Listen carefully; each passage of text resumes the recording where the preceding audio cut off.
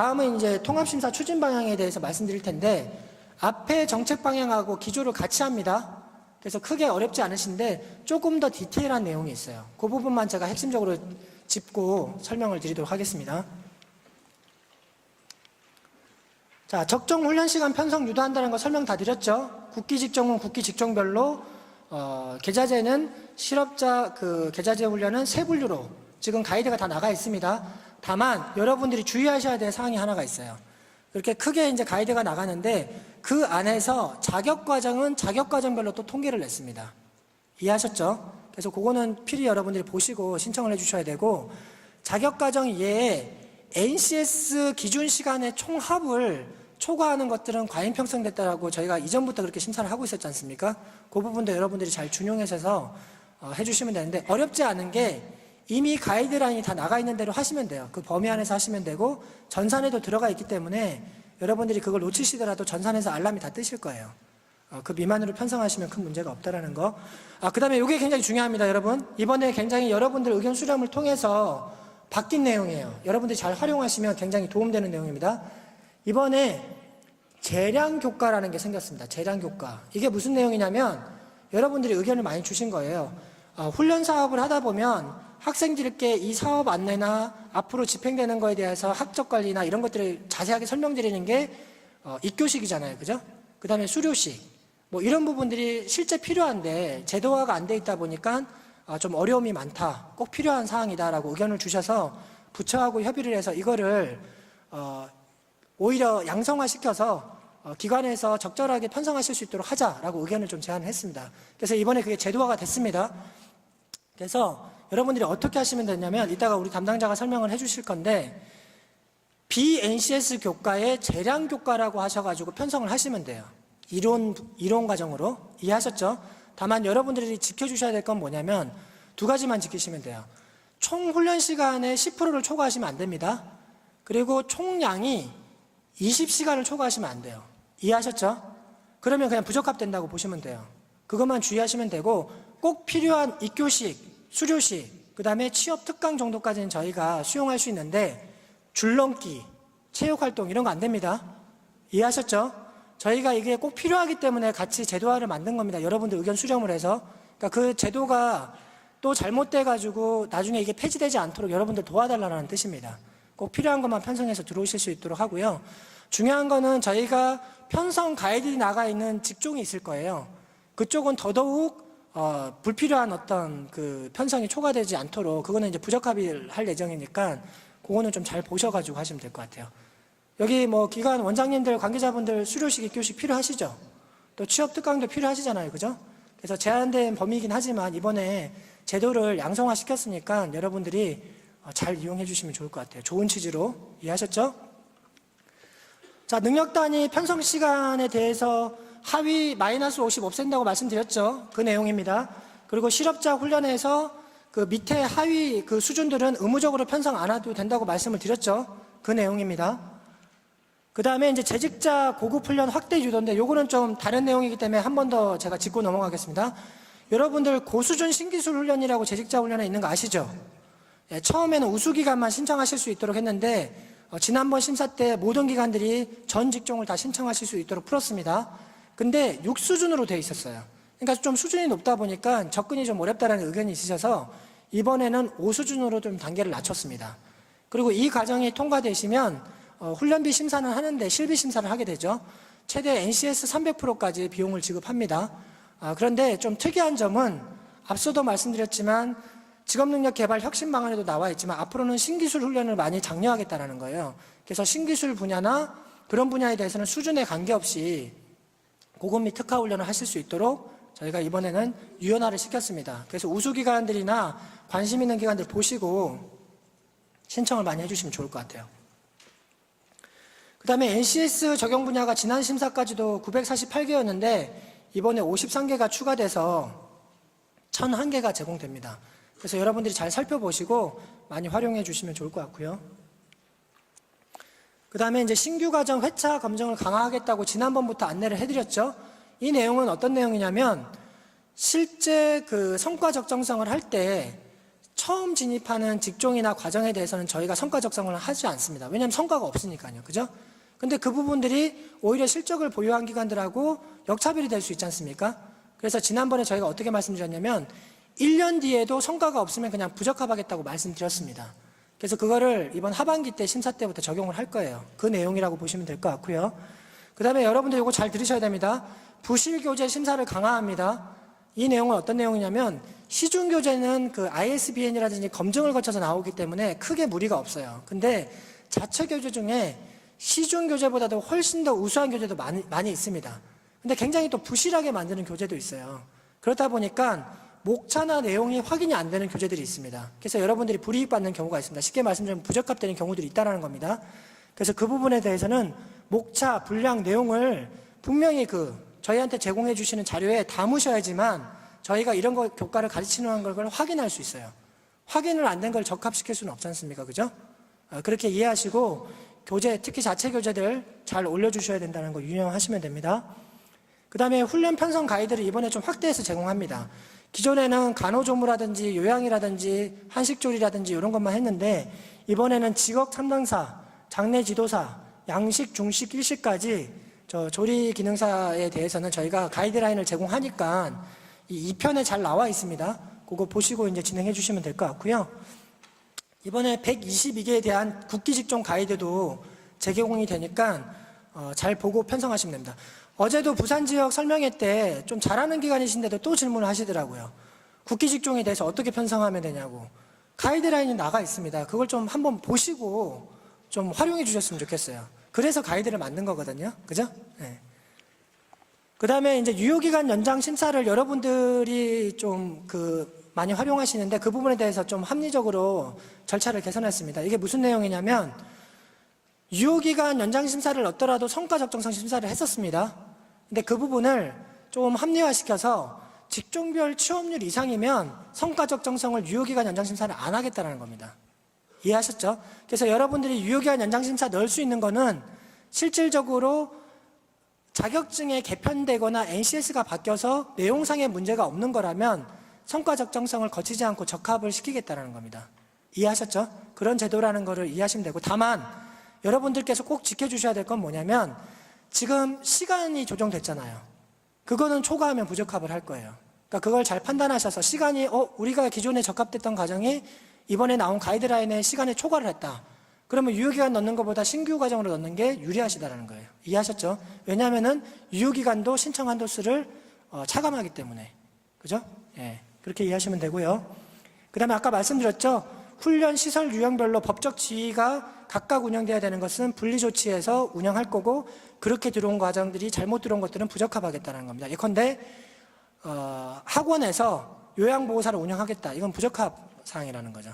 예, 그런 상황으로 이제 이해를 해주시면 될 것 같습니다. 그 다음에 NCS 캐코 부분에 대해서도 저희가 붙인 파일에 잘 적용이 되어 있으니까 그걸 보고 입력하시면 될 것 같아요. 자, 여기까지가 제 설명이고요. 내용상으로 좀 많은 내용들을 설명드리다 보니까 여러분들이 다 이해하시기는 어려우실 수도 있습니다. 그래서 아까 전에 제가 19년도 상반기 되는 것은 꼭 기억하시고 나머지 부분은 방향성만 이해하시고 앞으로 의견 수렴 절차를 통해서 이해하시면 된다라고 제가 말씀을 드렸잖아요. 그죠? 그렇게 이제 이해해 주시면 좋을 것 같고요. 그리고 이제 이후에 설명될 온라인 평생교육원에서 발표하실 스마트 플랫폼은 특히 우수기관부터 올해 시범적으로 적용할 겁니다. 그러니까 우수기관들 잘 들어보시고 다양한 또 여러 가지 제도적인 지원 정책도 검토하고 있으니까 온, 오프를 병행하는 훈련 방식입니다. 그래서 그 부분도 설명을 한번 들어보시고, 또 중요한 게 그 훈련비에 대한 조사 분석에 대한 것들을 또 설명을 하실 거예요. 근데 이 내용은 기재부도 그렇고 훈련비가 단가가 너무 높다라는 평가가 많으세요. 감사기관도 그렇고. 그래서 실제 훈련 시장에서 운영되고 있는 비용이 그렇지 않다라는 걸 설명을 해야 됩니다. 그렇기 때문에 여러분들의 협조가 굉장히 필요한 사항입니다. 그러니까 크게 어렵지 않으시면 가능한 모든 기관이 다 참여할 수 있도록 제도가 이 의견 수렴을 하고 있으니까 최대한 잘 조사 분석에 해주셔서 합리적인 훈련비가 설정될 수 있도록 여러분들도 도움을 주셨으면 좋겠습니다. 질의사항이 있으실 수도 있는데 그 부분은 현장 질의 때 제가 직접적으로 받아서 답변 드리도록 하겠습니다. 감사합니다.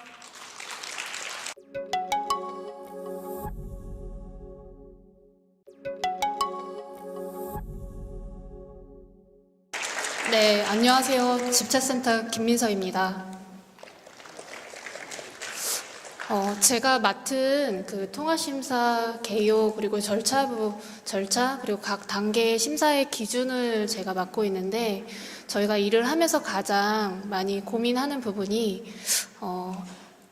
실제로 집행될 기준에 대해서 사전에 명확하게 안내드리고 정확하게 집행하는 게 저희 목표입니다. 왜냐하면은 저희가 하는 업무가 이제 고용부의 정책 방향을 대응하는 기준을 세우는 것뿐만 아니라 실제로 과정이 운영되다가 문제 사항이 발생하면 그 사항에 대해서 심사에서 바로 반영하는 게 저희가 굉장히 중요하기 때문에 오늘 말씀드릴 사항이나 자료집에 실려있는 내용들이 기존에는 적합 판정 받은 과정들도 떨어질 수 있는 내용들이 굉장히 많아요. 그래서 저희가 이러한 기준에 대해서 정확하게 안내해드리기 위해서 설명의 자료집이라는 거를 활용하고 있고, 그래서 그런 안내들이 많다 보니까 점점 더 자료집이 두꺼워지고 있습니다. 그래서 오늘 제가 할애받은 시간이 길지 않기 때문에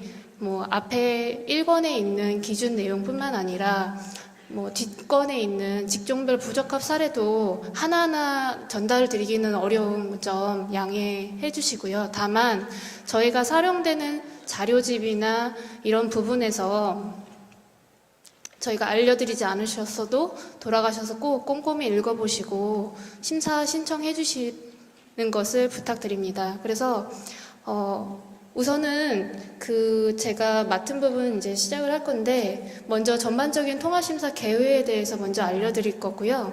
그 다음에 각 단계 세부 심사 기준 말씀드리도록 하겠습니다.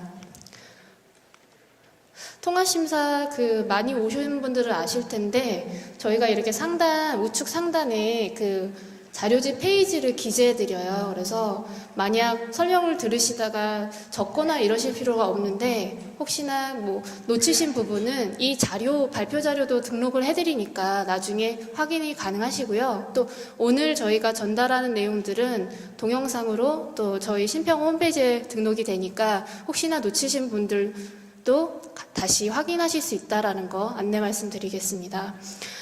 통합심사는 총 4개 사업을 심사하고 있기 때문에 통합심사라는 용어를 쓰고 있고요. 상세한 내용으로는 실업자 과정 그리고 재직자 훈련에 대해서 저희가 운영하고 있습니다. 실업자는 실업자 국기와 계좌제 과정, 그리고 재직자 훈련은 내일배움카드제로 들을 수 있는 근로자 개인 과정과 그리고 사업주 위탁 훈련 저희가 심사 진행하고 있습니다.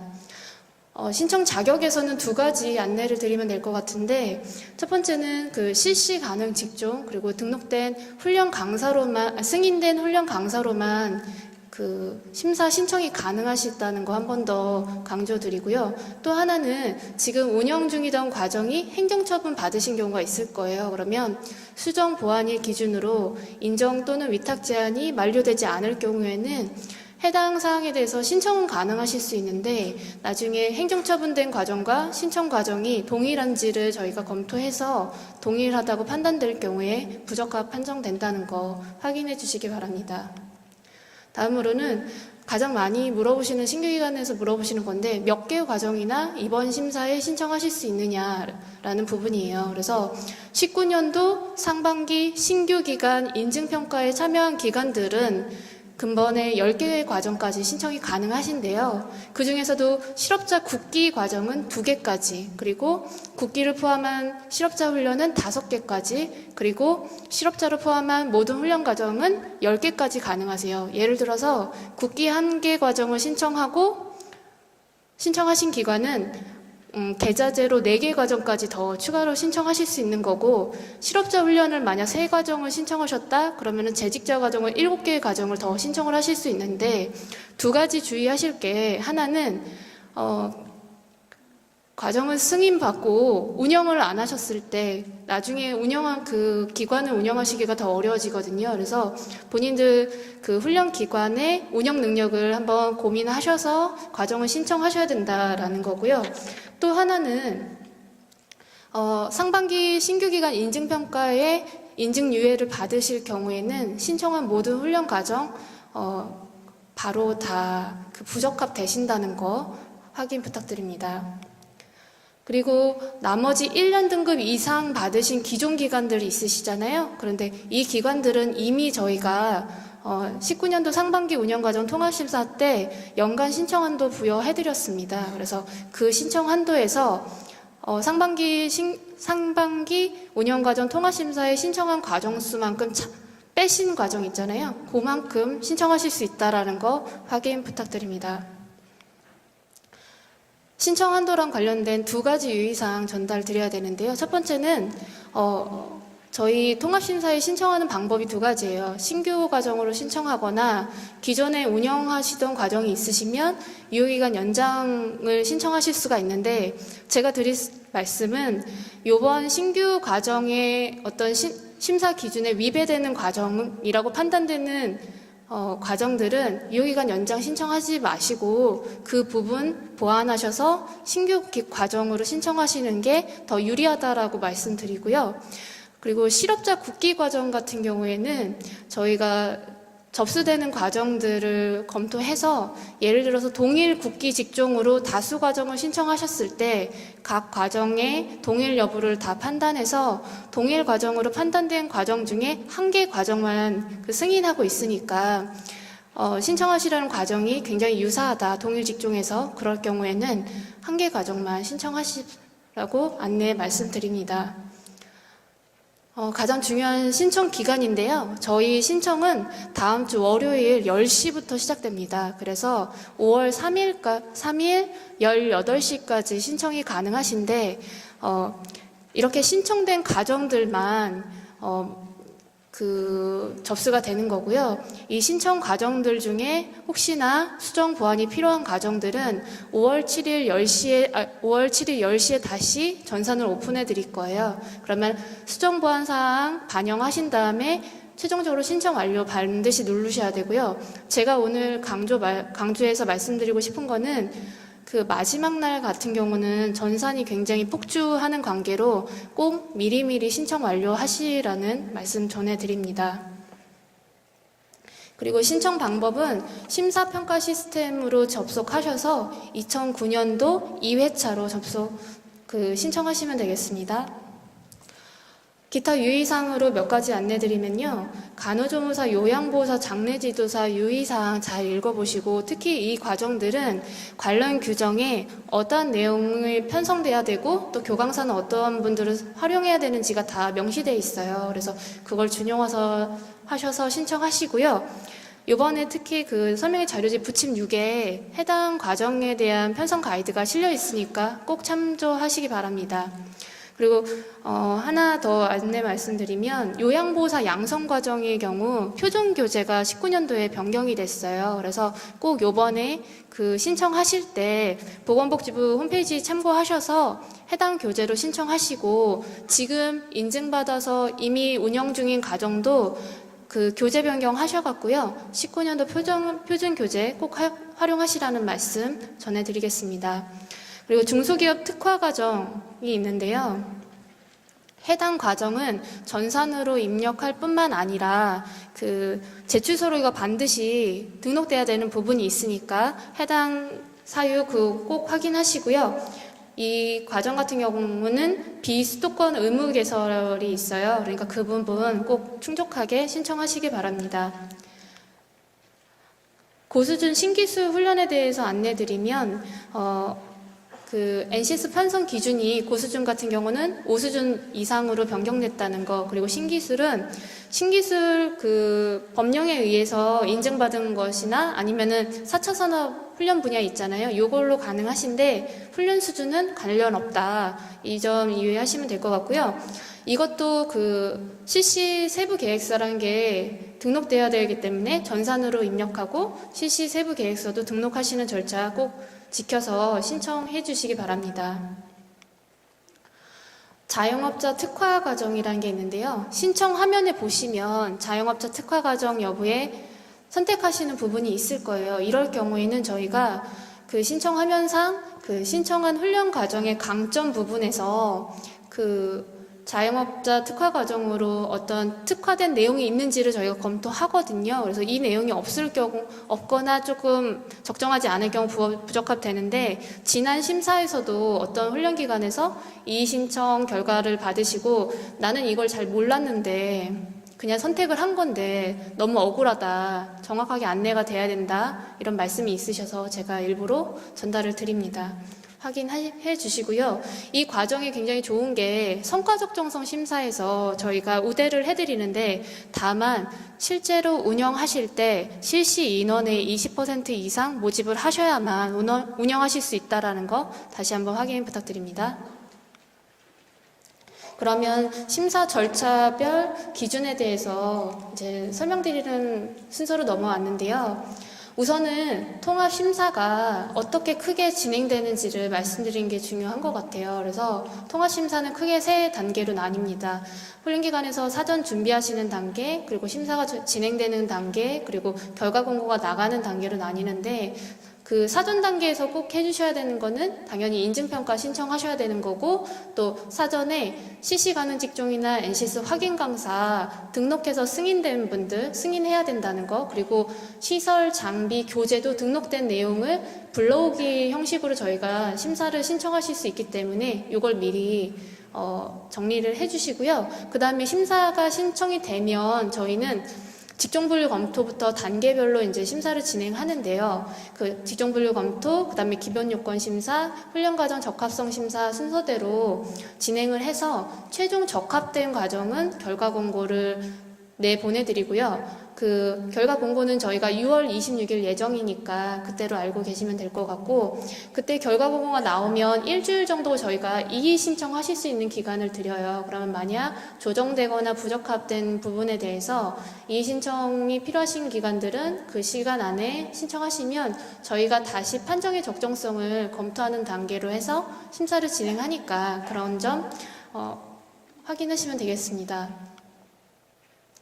첫 번째, 그러면 직종분류검토에서 어떤 내용을 보고 있는지를 설명드리면, 훈련 과정 신청하실 때 NCS 세 분류를 선택하게 되어 있고, 거기에 연관되는 캐코 코드를 선택하게 되어 있어요. 그래서 특히 NCS 비적용 과정 같은 경우에는 임의로 이제 선택하시는 경우가 있는데, 이렇게 선택된 게 적정한지를 저희가 다시 검토해서 적정한 NCS와 캐코 코드를 다시 조정을 해드리는 건데, 이게 중요한 게 뭐냐면 NCS 코드는 단가가 결정되는 거고 캐코 코드는 취업률이 연계되는 거예요. 그래서 저희가 이래서 이걸 조정하는 거다라는 걸 알고 계시면 되고요. 그래서 신청하시는 기관에서 주의하실 사항은, 그래서 가장 많은 내용을 편성할 NCS를 선택하셔서 주직종으로 선택하셔서 신청하시면 된다는 점 확인하시면 될 것 같습니다. 다음은 그 기본 요건 심사인데, 저희가 여기선 세 가지를 봐요. 한 개씩 보면 훈련기간 신청 자격 부분인데요. 그 CC 가능 직종이라는 걸 저희가 계속 강조하는 이유가, 원래 이 단계에서 새롭게 보던 거를 미리 1차적으로 저희가 보고 들어오는 거예요. 예전에는 2단계에서 굉장히 많이 떨어졌거든요. 그래서 저희가 미리 한번 걸르는데, 그러면 이 단계에서는 도대체 뭘 보냐, 이런 거예요. 앞에 이제 센터장님께서도 말씀해 주셨는데, 학원에서 요양보사 양성 과정을 운영하실 수 없는데 운영하는 기관들이 이제 생겨서 그 기관들을 걸러내는 작업을 여기서 하고요. 또 어떤 경우가 있냐면 미용 관련한 거였는데 사업주나 사업주 단체로 신청하는 기관들이 있으세요. 그러면 그분들은 법령상 사업주 위탁 훈련만 하실 수 있는데 가끔 모르시고 근로자 개인 과정이나 실업자 과정을 신청하시거든요. 그런 사항이 없는지 저희가 여기서 걸러내고, 만약 저희가 여기서 걸러내지 못하는 거는 그 산업인력공단 지부지사나 아니면 고용센터에서 인정하는 단계에서 또 걸러내고 계세요. 그러니까 그렇게 되실 수 있으니까 잘 확인하시고 신청하시라는 말씀이고요. 다음은 행정처분 관련해서는 앞에서 설명드렸기 때문에 넘어가도록 하겠습니다. 그리고 두 번째로 보는 게 과정 편성 기본 요건을 저희가 보는데, 이런 걸 보는 거예요. 예를 들어서 실업자 훈련 실업자 계좌제 같은 경우는 10일 이상 그리고 40시간 이상 편성하게 되어 있어요. 그래서 1차적으로 저희가 전산으로 이걸 막아놨어요. 실업자 훈련을 계좌제를 선택하셨을 때 그 안에서 편성하시게. 근데 가끔 어떻게 하시는지 모르겠는데 이게 전산을 이게 뚫고 들어올 경우가 있어서 그런 과정들이 없는지를 저희가 걸러내서 이 단계에서 부적합하는 거고, 전산 쓰시다 보면 조금 오류도 있고 이러시잖아요. 그래서 저희가 수정 보완 기간도 별도로 3일씩 드리고 있으니까 꼭 이런 것들 너무 소소한데 부적합 되는 사항들은 좀 확인하셔서 최종 저장하시면 될 것 같습니다. 그리고 강의실 면접 같은 경우는 지금 최소 기준이 실업자 계좌제나 뭐 재직자 훈련은 10인 기준에 30, 그쵸? 그리고 국기는 무조건 45인데 이거를 가끔씩 치우지 않고 들어오는 기관들이 간혹 있으세요. 그래서 그런 기관들도 이 단계에서 걸러진다라고 생각하시면 될 것 같아요. 그리고 앞에서 NCS 적용 여부에 대해서 유연화된다라고 하셨는데, 어쨌든 새로운 과정이 신청이 되면 예를 들어서 비적용 과정으로 들어오잖아요. 그러면 이 과정이 현재 개발된 NCS로 개발이 가능한지를 저희가 확인을 다 하거든요. 그래서 총훈련 시간에 40% 이상 편성이 가능하다고 판단되면은 이 단계에서 저희가 부적합하고 있으니까 기존 부침 2에 보시면 NCS 적용 여부 가이드라는 게 나와 있거든요. 그러니까 그거 보셔서 적용이라고 되어 있는 거는 반드시 적용해서 들어오시는 걸로 생각하시면 될 것 같습니다. 그리고 세 번째로는 적용 필수 기준을 저희가 검토하는 건데 이런 거예요. 예를 들어서 뭐 정보통신이 20으로 시작하는데 20, 01, 01의 4수준으로 편성을 하신 거예요. 그러면은 실업자 훈련 과정 같은 경우는 5수준, 6수준, 7수준이 이 4수준보다 50% 이상 시간이 편성되면 안 되거든요. 그래서 그런 부분을 보는데 이것도 사실 저희가 전산으로 막아놨는데 몇 개 과정이 꼭 뚫고 들어오는 게 있어서 이런 거를 저희가 여기서 걸러내고 있다라는 거 전달드립니다.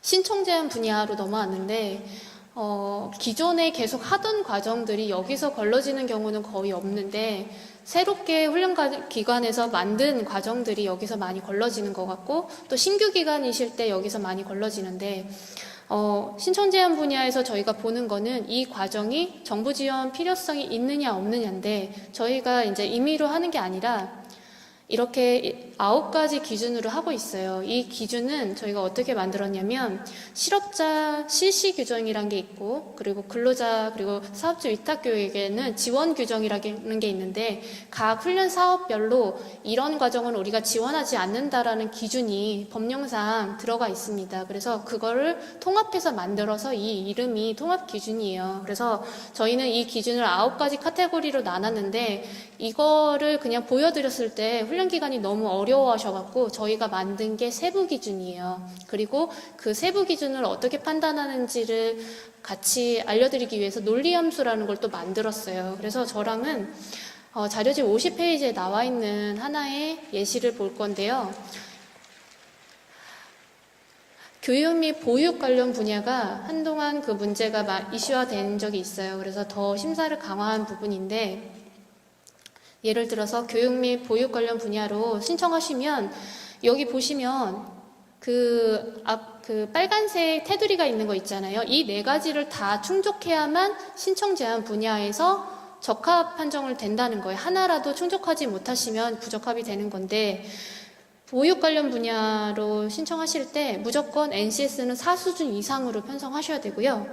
그 다음에 사업주 위탁만 가능하신 거예요. 그리고 훈련 대상자 요건이라는 걸 기입하는 부분에 보육 자격증 소지자나 보육 분야 재직자라고 명시하셔야 된다는 거고, 마지막으로 내용도 보육 그 분야의 실무 과정으로만 편성된 것만 저희가 승인하겠다라는 거예요. 나머지는 무조건 다 부적합이고요.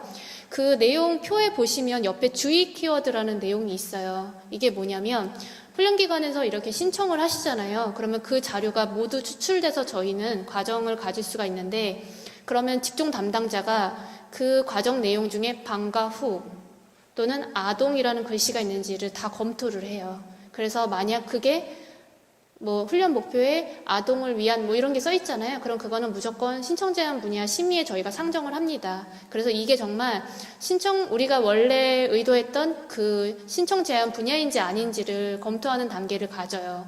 특히 뭐 방과 후 교사 뭐 이런 거 있잖아요. 이런 건 무조건 신청 제한 분야니까 이 신청 제한 분야의 9가지 카테고리 중에 주의 키워드 같은 거는 들어가지 않게 훈련 과정을 편성하시고요. 본인이 생각하시는 과정이 혹시 여기에 들어가지 않는지, 이 표에 보시면 밑에 예시 과정도 나와 있으니까 혹시 내가 운영하려는 과정이 요거와 유사하지 않은지, 근데 실제로 편성하신 과정이 신청 제한인지 아닌지는 저희도 심의를 해야 봐야 되기 때문에 항상 신청을 그냥 해보시라고 말씀을 드릴 수밖에 없는 입장이거든요. 이거 꼭 잘 확인하시고요. 하나 더 강조해 드릴게, 지난 심사부터 강조된 게 공통법정훈련하고 직무부관 법정훈련이에요. 요거는 한번 내용 읽어보시고 신청해보시기 바랍니다. 다음 넘어가면 과정적정성 심사 부분인데 저희가 여기서는 5가지 항목을 보고 있고요. 각 단계별로 세부적으로 안내를 드릴 건데 심사위원분들도 어떤 기준으로 보느냐 궁금하실 것 같아요. 근데 페이지 54페이지에 보면은 과정적정성 심사의 기준이 한 페이지로 되어 있어요. 그래서 저희 심사위원분들도 그 훈련 과정을 검토하면서 각각 해당 사항에 충족인지 미흡인지를 판단하시고 미흡한 내용은 최종 부적합이시거든요. 그러니까 꼭 잘 지키셔야 된다라는 거. 그래서 내용 부분부터 먼저 보면 첫 번째 항목이 이제 내용이잖아요. 근데 내용에는 3가지가 있어요. 내용, 시간, 교재 부분을 저희가 보는데 내용에서 가장 먼저 얘기해 드리는 게 바로 실업자 국기 과정이에요.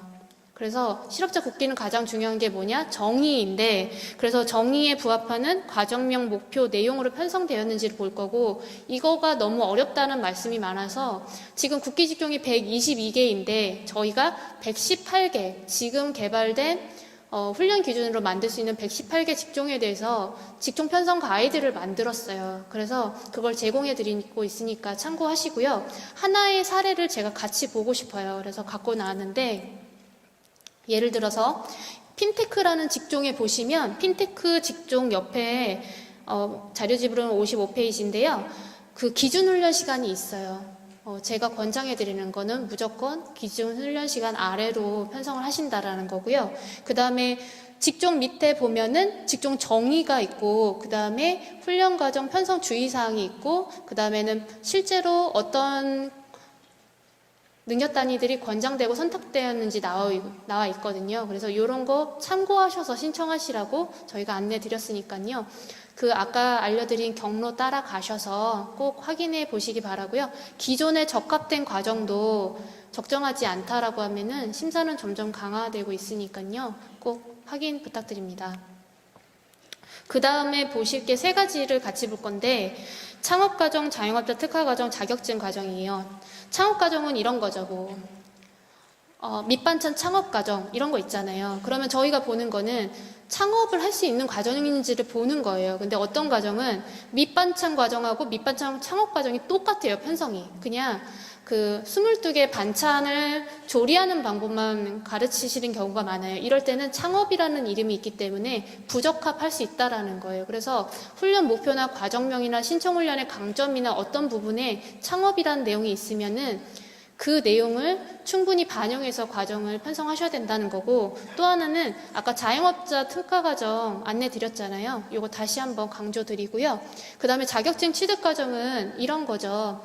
한식조리사 취득과정 이렇게 하면 아무것도 모르는 사람이 그 과정을 통해서 한식조리 기능사를 따야 되는 거잖아요. 근데 뭐 훈련 대상자 요건에 뭐 대상자 뭐 아무 해당 없음이라고 쓰셨어요. 그러면은 필기와 실기를 다 가르쳐 주셔야 되는데 가끔 어떤 기관들은 실기만 편성하시거나 이럴 때가 있어요. 그런 거는 부적합하거든요. 그래서 반드시 이 자격증 취득 신청 가이드가 57페이지에 나와 있는데 꼭 읽어보시고 그 준용해서 신청하시고요. 편성에 어려움이 많다라고 하는 8개 과정은 저희가 부침 6에 실어드렸으니까 참고하셔서 신청하시면 될 것 같고요. 자격증 과정에서 또 굉장히 중요한 게 뭐냐면 최신성이에요. 그래서 개정된 내용이 들어가지 않고 뭐 예를 들어서 내용이나 교재가 개정되지 않은 내용으로 편성되면 부적합하니까 꼭 참고하시기 바랍니다. 다음은 법정직무교육 내용인데요. 이 내용도 편성하시다 보면 법정교육의 예, 아니요를 편성하시게 되어 있고 그 어떤 법령에 근거한 법정직무교육인지 편성하시게 쓰게 되어 있어요. 그런 거 한번 지켜서 해주시고요. 이 교육도 최신성이 중요하기 때문에 반영되지 않은 내용에 대해서는 부적합하고 있습니다. 그리고 현장 실습 굉장히 중요한데요. 현장 실습은 인정요건이라는 게 저희가 명시를 해드렸어요. 그래서 인정요건에 우리가 편성하려는 현장 실습이 적정한지 한번 판단하시고요. 필수인 과정들은 당연히 편성하셔야 되는 거고 필수가 아닌 과정들 중에서는 좀 고민을 하셔서 하시고 저희가 안내 가이드 넣어드린 거에 강조되어 있는 부분들이 있으니까 그거 꼭 준용하셔서 신청하시기 바랍니다. 수행준거는 한번 읽어보시고요. 시간에 대한 것들이 점점 더 강조되고 있어요. 그래서 저희가 자료실 보시면 61페이지부터 안내사항이 있는데 직종별 그리고 자격별 기준 훈련 시간 제공해 드리는데 그 권장사항에서 권장 내용대로 조금 편성하시라는 거 말씀드리고요. 그리고 능력 단위 편성에 대해서도 이런 거예요. 앞에서 설명을 드렸는데 예를 들어 3개의 능력 단위가 편성되면 뭐 그게 각각 기준 훈련 시간이 20시간이었다. 그러면은 NCS 전공권과에 편성할 수 있는 시간을 저희가 1차 캡을 한번 씌웠어요. 그래서 60시간 넘는 과정들은 초과 사유를 쓰게 이렇게 해놨거든요. 그러니까 편성이 안 되는 게 아니라 편성하실 수 있는데 기준 훈련 시간의 총합보다 넘는 것들은 초과 사유를 저희가 검토를 할 거다라는 거고 그리고 기준에 편성되더라도 너무 그렇다고 과소하거나 또 너무 과다할 경우는 또 부적합될 수 있으니까 확인하시고요. 지난 심사부터 굉장히 강조됐던 게 훈련 시간 과다 편성이에요. 그래서 예를 들어서 유사한 교과가 중복 편성되거나 그리고 불필요한 교과가 편성되거나 능력 단위 권장 시간보다 많이 편성한 과정들은 집중적으로 저희가 과다 편성 여부를 확인하겠다라는 말씀이거든요. 예를 들어서 용접 과정 보면 능력 단위가 세 분류가 이렇게 개발이 돼 있어요. 예를 들어서 피복 아크 용접에도 이 도면 해독이라는 부분이 있고 이 가스텅스텐 용접에도 도면 해독이 있어요. 근데 각각의 능력 단위를 다 편성하시면서 중복으로 편성하셨을 때 이 편성된 내용의 총합이 이 훈련 전체적인 뭐 내용이나 아니면 총 편성이나 훈련 대상자 요건을 고려했을 때 과다하다라고 판정되면 부적합하겠다라는 내용이니까 아래 그 유의사항 한번 보시고 내용 넣어주시고요. 재량교과 아까 센터장님께서 말씀해 주셨는데 어떤 식으로 편성하는지 62페이지 하단에 나와 있으니까 참고하시기 바랍니다. 다음은 제가 교재 적정성에 대한 말씀을 드려야 되는데 우선 교재가 이런 거거든요. 그러니까 교과목에 필요한 교재는 다 등록하셔야 돼요. 네, 그래서 저희는 훈련 내용에 적정한 교재가 편성됐는지를 등록된 교재 위주로 볼 거고요. 그럴 때 예를 들어서 소양교과 있잖아요. 직업기초능력이나 학습 모듈, 자체 교환, 무료 지급 교재, 현장 실습이나 프로젝트도 편성하셨는데 교재가 필요하다고 했는데 해당되는 교재가 없으면 부적합하겠다라는 거니까 잘 확인하셔서 넣으시고요. 파일을 넣어주실 때 저희가 표지랑 목차를 넣어달라고 요청해 드리는데 그게 적정하지 않으면 저희가 부적합할 수밖에 없으니까 주의하시고요. 그 다음에 세법이나 이런 내용들은 매년 개정되거든요. 그런 내용이 교재에서 업데이트가 되지 않으면 그 사항도 저희가 부적합하고 있으니까 확인하시고요. 특히 자체 교환 같은 경우는 현장에서 너무 문제가 많아서 저희가 아예 가이드를 만들었어요. 그래서 교재 제목 같은 경우는 편성한 교과목과 연계되는 거를 저희가 확인할 수 있게 이름을 써주시고요. 교재 목차는 상세하게 적어주셔서 누락된 부분이 보이지 않게. 예전에는 이런 교재도 많았거든요. 가장 큰 단어는 하나 쓰시는 거예요. 근데 그 내용에 대한 게 저희한테 전달되지 포함은 되잖아요. 그래서 저희가 인정을 해드리는 경우도 있는데 실제로 그 교재를 활용하는 훈련 기간에 가봤더니 그게 한 200시간 되는 과정이었는데 15장의 정도 되는 교재를 나눠주고 계시더라고요. 그래서 이게 분량도 저희가 확인을 다시 해야 되는, 근데 내용을 다 보는 거는 어떤 문제들이 많이 있기 때문에 저희가 어쨌든 분량에서는 한번 보겠다라는 의미로 페이지까지 다 넣어주시는 거 저희가 부탁드립니다. 특히 자격증 출제 과제는 출제 과제가 명확하게 명시되도록 등록 부탁드립니다.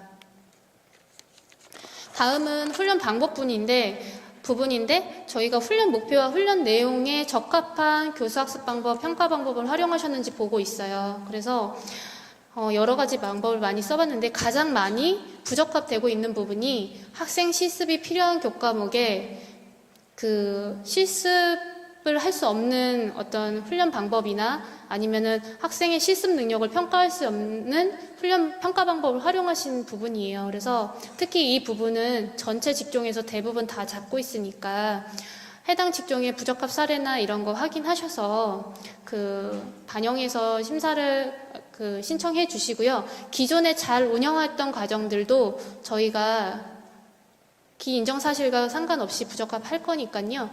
평가 방법, 훈련 방법 잘 선택 부탁드립니다.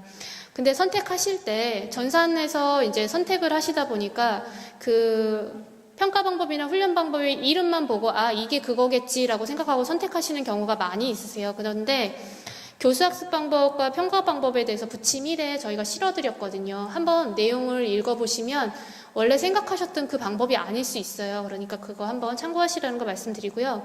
또 하나 부적합이 많이 되고 있는 게 기타 그리고 혼합형을 선택하실 텐데 이런 거는 사실 제공된 훈련 방법이 충분히 그 훈련을 운영하시기가 적정하지 않다라는 의견에서 만든 항목인데 상세 훈련 방법을 그러면 어떤 방법으로 쓰실지를 저희한테 제공해 주셔야 되는데 훈련 내용을 쓰거나 교과목명을 쓰거나 이러실 경우가 많이 있어요. 그래서 이것도 거의 모든 직종에서 다 검토하고 있는 사항이니까 어떤 방법을 쓰시는지 명확하게 작성해 달라는 점 전달드립니다. 그리고 교강사 부분인데 교과목별로 훈련 교사의 최소 기준 그리고 교과목 수준을 고려했을 때 적정한지를 저희가 판단하고 있어요. 그래서 최소 기준이라는 건 근로자 직업능력개발법 시행령 27조예요. 책으로 보면 66페이지에 나와 있는데 제가 그냥 쉽게 설명을 해드리면 예를 들어서 전문대 이상의 학력을 등록한 분은 교육 경력이 1년 이상 되면 최소 요건을 만족한다고 저희가 봐요. 그리고 학력을 등록하지 않으셔도 관련 현장 경력이 1년 이상 되시면 최소 요건을 만족한다라고 또 보고 또 하나가 뭐냐면 관련 분야의 국가 자격증을 소지한 분은 저희가 최소 요건을 만족한다고 봐요. 그런데 예를 들어서 이럴 경우가 있어요. 미용사 자격증인 중에 기능사가 있거든요. 미용사 일반 기능사가 있는데 그것만 이제 등록된 강사가 예를 들어서 미용 기능자 과정에서 굉장히 하위 수준의 어떤 교과목에 연계됐다. 이건 당연히 부적합이잖아요. 최소 요건은 만족하지만 교과목별 어떤 수준을 반영해서 교강사를 배정하셔야 된다는 거고 또 배정하실 때 필수사항은 아닌데 3명까지 배정하실 수 있어요. 그래서 훈련 운영상에 그렇게 잦은 변동이 있으실 것 같다라고 하면 3명까지 등록하셔서 심사를 받으시는 게 낫지 않을까라는 생각 전해드립니다. 그 다음에 시설 부분인데 시설 부분에서 저희가 훈련 목표 그리고 훈련 내용을 고려해서 관련 시설이 있는지 이거는 NCS 전공교과뿐만 아니라 비적용교과도 다 볼 거예요. 그래서 필수 시설이 다 있는지 볼 건데 면제되는 게 몇 개 있어요. 뭐냐면 필기필답형 국가자격증하고 그다음 이론형 법정직무 교육을 하실 때는 사실 실습 시설이 필요가 없으시다고 판단되기 때문에 저희가 면제를 해드리고 다만 훈련 과정명이나 목표나 어떤 신청 훈련의 강점에 실습하겠다라고 적으시면 당연히 실습 시설 장비 갖추셔야 됩니다. 그리고 조건부라는 게 있는데 2가지예요. 하나는 국기 과정에 부대 시설이 미흡하거나 미급이 되면 조건부 드릴 거고요. 또 하나는 삭제 조건부예요. 그래서 충족한 시설도 있지만 미흡한 시설이 등록되면 미흡한 시설 삭제를 조건으로 저희가 드릴 거예요. 그래서 이런 경우는 부적합이죠. 미흡 시설이 미흡만 되는 시설만 등록되면 조건부가 아니라 그건 부적합이니까 잘 생각해 주시고요. 그 다음에 시설의 등록 기준을 말씀드리면 저희는 과정 단위로 심사를 하고 있기 때문에 과정에 등록된 시설만 그 과정에 적정한지를 저희가 볼 거고요. 등록하실 때 용도가 다른 그 시설이 꼭 필요한 가정은 각각 등록해 주세요. 그래야 된다는 거. 예를 들어서 자동차 도장 과정에는 샌딩 시스실하고 도장 시스실이 필요한데 이게 각각 등록돼야 되고 각각의 어떤 면적 기준이나 어떤 기준이 있을 거예요. 충족하는 내용으로 등록을 해 주시고요. 그리고 또 하나는 다만 가끔씩 겸용시설이라 가능한 시설들이 있어요. 예를 들어서 시습실과 강의실이 필수 시설인데 시습실에 강의실 겸용이라고 써있을 때는 실습 시설이지만 강의가 가능한 시설을 등록하셨을 때 저희가 인정하거든요. 그러니까 그런 것들 참고하시고요. 증빙 파일은 훈련의 내부 시설하고 구조를 확인할 수 있는 내부 사진 꼭 올려주셔야 되고 도면만 올라가거나 임대차 계약서만 올라간 건 저희가 부적합하고 있다는 거 확인해 주시고요. 운영 중에 많이 문제가 되는 것 때문에 이 세 가지를 추가적으로 안내를 드려야 되는데 예를 들어서 시설, 훈련 과정에 등록된 시설의 사진과 기재 면적이 실제 구비한 시설하고 다른 거를 올리시는 기관들이 있으세요. 그래서 그게 실제 지도 점검이나 여러 사항에서 지금 문제가 되고 있는데 예를 들어서 49제곱미터가 이렇게 적어주셨어요. 49라고. 그런데 시설을 이제 점검을 나갔더니 45인 거예요. 이게 인정 취소 되실 수 있는 거기 때문에 꼭 올바른 면적과 사실을 근거로 해서 작성해 주시고요. 또 하나가 뭐가 있냐면 우리가 인정받은 시설이 아니라 타기관 시설을 그냥 임의로 등록하시는 경우 있어요. 이것도 당연히 부정부시 훈련이거든요. 그래서 문제 되시니까 지양하시고요. 그 다음에 신청 시 등록 시설은 해당 기관에서 기인정받은 시설이셔야 돼요. 이런 경우가 있었는데 미용학원에서 인정시설은 3층이고 4층은 임대를 그냥 해놨어요. 등록을 안 했고. 근데 훈련 과정을 입력하다 보니까 면적이 약간 부족한데 3층은 안 되고 4층만 되시는 거예요. 그래서 나중에 인정받아야지 하고서 4층을 올리신 경우 있는데 이거 인정 취소 되시거든요. 그래서 꼭 기인정받은 시설만 등록하신다라는 거고 또 하나는 지정시설이 아닌 타기관, 타지역 시설 올리시는 경우 있어요. 예를 들어서 훈련기관이 지금 서울 소재인데 천안 강의실 같은 거 올리시는 경우가 있어요. 그래서 이런 것들은 적정 여부 확인해서 거의 다 부적합하고 있으니까 그렇게 알고 계시고요. 다만 중기특화는 비수도권 개설이 있기 때문에 의무이기 때문에 그런 기관들은 등록하셔야 된다라는 거 안내드립니다. 장비도 훈련에 필요한 건 다 갖추셔야 되는데요. 면제가 똑같아요. 국가 자격증, 그러니까 필기필답형 국가 자격증하고 이론형 법정직무교육 같은 경우는 실기를 위한 실습 장비 필요 없이다. 면제해드린다. 다만 내용이 포함됐을 경우는 당연히 갖추셔야 된다는 거고 장비는 드리는데 그 조건부 판정되면은 훈련 장비 최저 점수 드려요. 근데 제가 어제 책을 보니까 72페이지에 저희가 훈련 시설 최저 점수라고 나갔거든요. 그래서 그것만 장비라는 거 당연히 아시잖아요. 그래서 그거 확인하시고요. 장비도 과정에 등록된 거 기준으로 저희가 심사를 할 거라서 그 유의사항 그리고 부적정 사례 꼭 확인하셔서 등록을 하시고요. 특히 직종별로 부적합 사례 확인하셔서 진행하시는데 예를 들어서 유의사항에 그 장비 등록하실 때 보면 비고를 활용하실 수가 있어요. 그래서 장비에서 사양이 꼭 들어가야 되는 것들 있잖아요. 그리고 사진으로 애매한 것들은 여기다가 규격 같은 걸 넣어주시면 심사할 때 저희가 다 보고 하거든요. 그러니까 요 비고 잘 활용해 주시는 거 전달드립니다. 성과 적정성 심사 부분인데요. 요거는 재직자 훈련은 해당이 안 되세요. 재직자는 과정 적정성까지만 적합되면은 바로 최종 적합인데 실업자 훈련은 이 성과 적정성 심사를 거쳐요. 다만 그 기성과가 없는 과정들은 직종별로 수료 인원이 5인 미만이 안 되는 그런 과정들은 우선은 선정을 해드릴 거고 그 과정이 나중에 그 성과가 나오는 시점에도 그 성과가 안 나오면 부적합하는 방법으로 저희가 성과 관리를 할 거고 그 수료 인원이 5인 이상인 과정들은 실적 상정 기간 내 그 수료 기준으로 저희가 진행을 할 건데 지표별 심사 기준 점수를 합산해서 직종별로 저성과 과정은 저희가 부적합할 거예요. 그래서 그 지표별 심사 기준은 성과 지수하고 성과 창출 가능성을 총점으로 하고요. 각각 지표별 점수를 다 합산해서 저성과 과정 잘라낼 건데 그 세부 기준이 있잖아요. 그런 거는 75부터 77페이지까지 나와 있으니까 한번 읽어보시면 될 것 같습니다.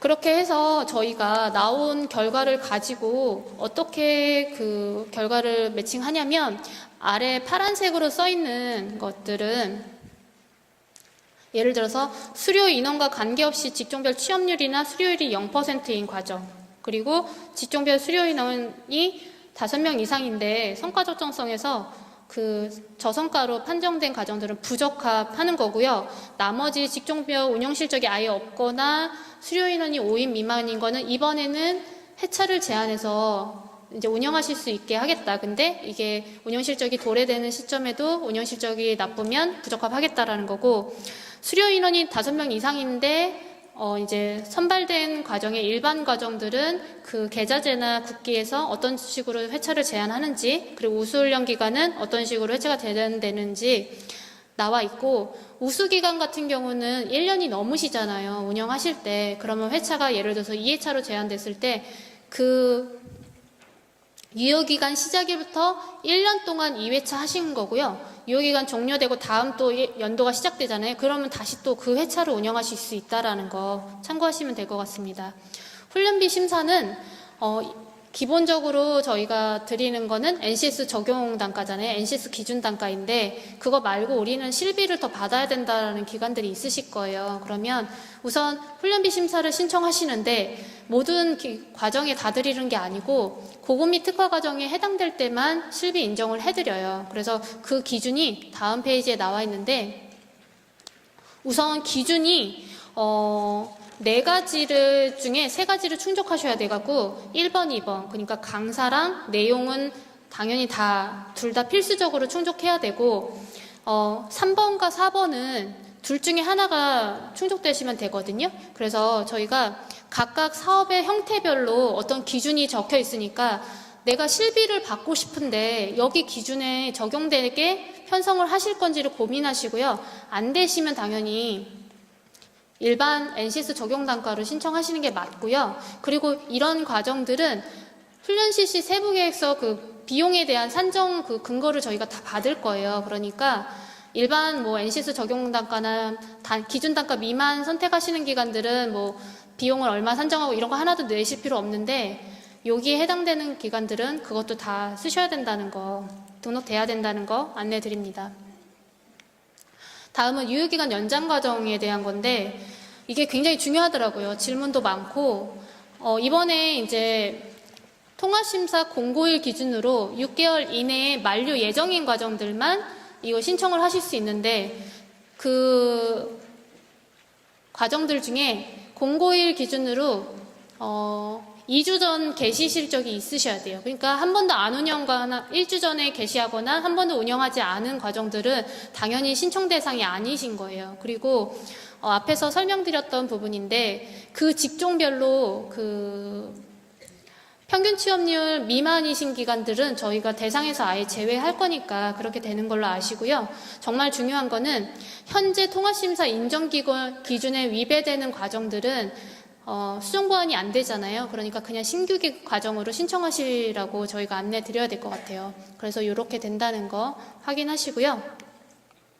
조건부는 앞에서 말씀드린 것 같이 시설과 장비 부분에서 저희가 그 조건부 적합이 나갈 건데 그때 6월 26일에 최종 공고가 만약 나가면 한 달 정도 저희가 조건부 신청 기간을 드릴 거고 그때 신청된 내용을 다시 심사 의뢰해서 적정성을 판단할 거예요. 근데 만약 신청된 내용이 적정하지 않거나 현장 시사 나갔을 때 상이한 내용이 있다 하면 부적합 나가시니까 잘 확인하셔서 신청하시고요.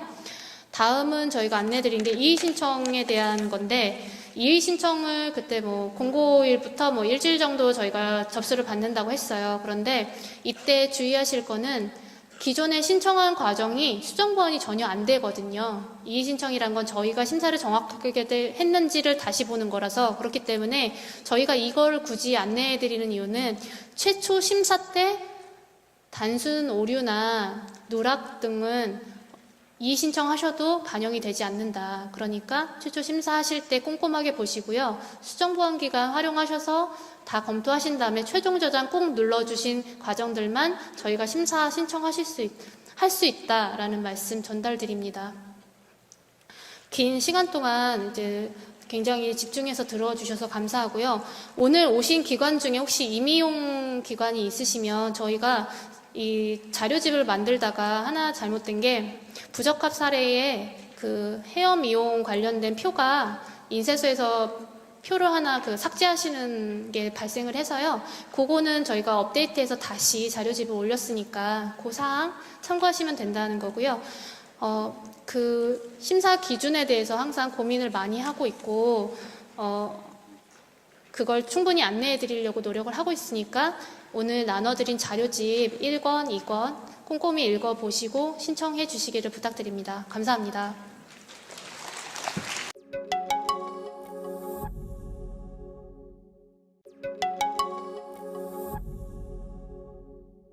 네, 그럼 지금부터 마지막 순서인 통합심사 HRD넷 심사 신청 방법에 대해서 신평원 지체훈련심사센터 김수용 주임이 발표를 하겠습니다. 네, 접니다. 다시 한번 인사드리겠습니다. 감사합니다. 네, 지금까지 이제 심사 기준 절차 이렇게 안내를 받으셨는데요. 이제 HRD로 직접적으로 심사를 신청하다 보니까 이제 전산 관련해서 많이 낯설으셔가지고 좀 어려움을 많이 호소하시는 분들이 많으시는데 이제 제가 지금 관련된 내용에 대해서 최대한 상세하게 말씀을 드리도록 하겠습니다.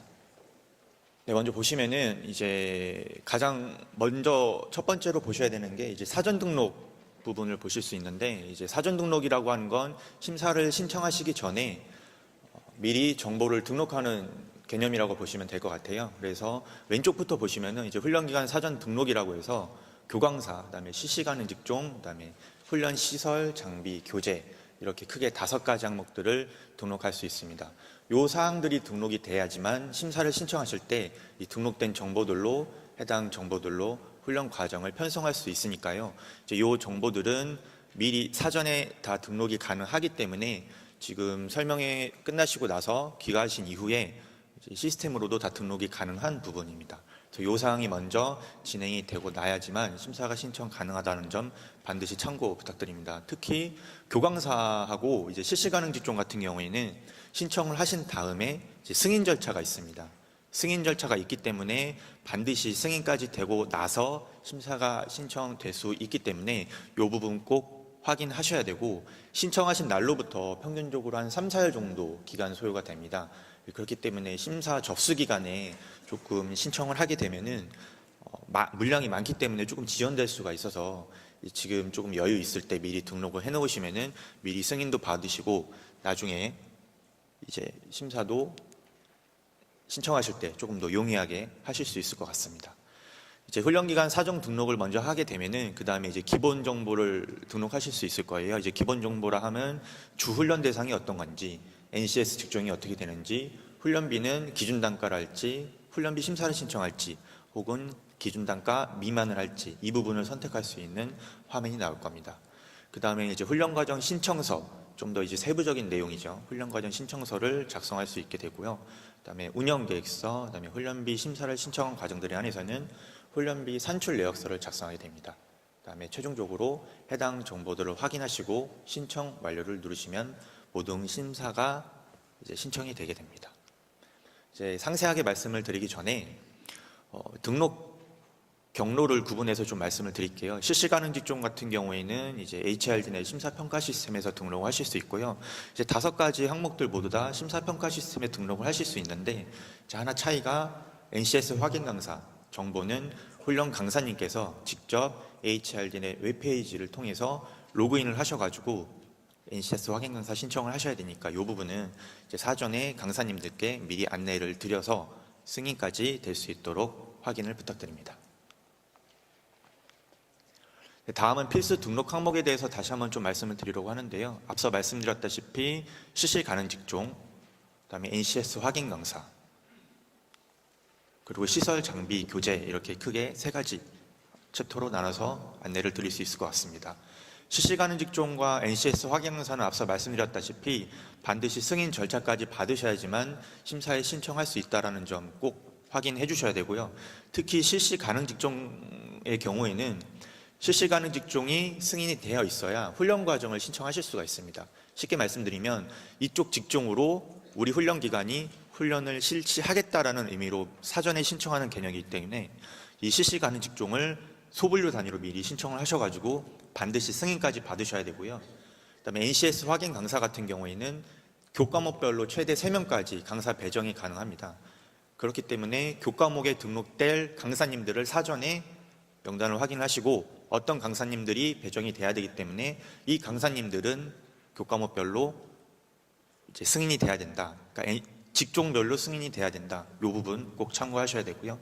그다음에 시설 장비 교재는 그냥 등록만 해놓으시면 됩니다. 근본 심사 때 이제 등록을 해야 되는 시설, 그다음에 장비, 교재들이 있으면은 해당 정보들을 작성을 하시고, 그다음에 그에 수반되는 증빙 파일들도 같이 첨부하신 다음에 등록만 해놓으시면은 심사 신청하실 때 정보들을 끌어다가 쓰실 수 있으니까요. 이 부분 꼭 구분해서 확인해 주시기 바랍니다. 먼저 실시가능 직종 신청하는 화면에 대해서 간략하게 좀 말씀을 드리면은 이제 근본 지금 이제 설명해 드릴 내용이 HRD 내 심사 신청 방법과 관련된 내용이어서 이렇게 전산화면으로 같이 좀 안내를 드릴 예정이에요. 그리고 지금 PPT 화면에서 이제 좌측 상단 보시면은 자료집 페이지도 나와 있으니까요. 해당 부분 참고하시면서 같이 보시면 될 것 같습니다. 실시가능 직종 같은 경우에는 이제 심사 평가 시스템에서 통화 심사 탭을 클릭하시고 실시가능 직종 탭을 별도로 클릭하시게 되면은 해당 정보를 이제 등록하실 수 있게끔 전산화면이 이미 구현이 되어 있습니다. NCS 확인 강사 같은 경우에는 이제 요거는 훈련 기관 확인용으로 이제 확인하실 수 있는 건데요. 동일하게 심사 평가 시스템을 클릭을 하시고 그다음에 통화 심사 탭을 클릭하신 다음에 훈련 강사 현황을 조회하시게 되면은 NCS 확인 강사로 승인이 되어서 이제 과정에 배정을 할 수 있는지 없는지를 확인하실 수 있습니다. 이제 NCS 확인사님이 직접적으로 승인을 신청하기 위해서 접속하는 화면인데요. 포털 사이트에서 HRD 내 검색을 하시게 되면은 이제 해당 사이트로 조회를 하셔서 로그인을 하셔가지고 상단에 마이 서비스를 누르게 되면은 NCS 확인 강사를 신청할 수 있는 경로가 지금 화면과 같이 조회가 될 겁니다. 네, 다음은 훈련 시설 장비 교재를 등록하는 부분인데요. 훈련 시설 장비 교재도 동일하게 심사 평가 시스템에서 등록을 하실 수 있고요. 공통 업무를 클릭하신 다음에 훈련 기간 정보 관리에서 각각의 시설 장비 교재를 등록만 해 놓으시면 됩니다. 네, 그다음 본격적으로 통화심사 신청 방법에 대해서 좀 안내를 드리려고 하는데요. 첫 번째 기본 정보 입력하는 것부터 해서 이제 NCS를 적용하는 과정에 대한 훈련 과정 신청서, 그다음에 NCS를 비적용하는 과정에 대한 훈련 과정 신청서. 이게 조금 다른 부분이 있어서 별도로 좀 안내를 드리고요. 그다음에 운영 계획서와 훈련비 및 신청 서약서, 이렇게 크게 5가지 부분으로 나눠서 말씀을 드리도록 하겠습니다. 혹시 제 발표 내용이 조금 빠르지는 않은가요? 예, 감사합니다. 네, 먼저 통화심사 신청 방법입니다. 심사평가 시스템에 등록을 하시게 되면은 상단에 통화심사 챕터가 나올 거고요. 누르게 되면은 심사 신청에서 심사 공모 조회라고 나올 겁니다. 근본 통화심사가 2019년도 2회차입니다. 2019년도 2회차니까 이제 1회차는 또 다른 심사 신청 공모였기 때문에 반드시 2회차를 누르셔야 되고요. 2회차를 누르시게 되면 화면과 같이 2019년 하반기 운영과정 통화심사라고 나올 겁니다.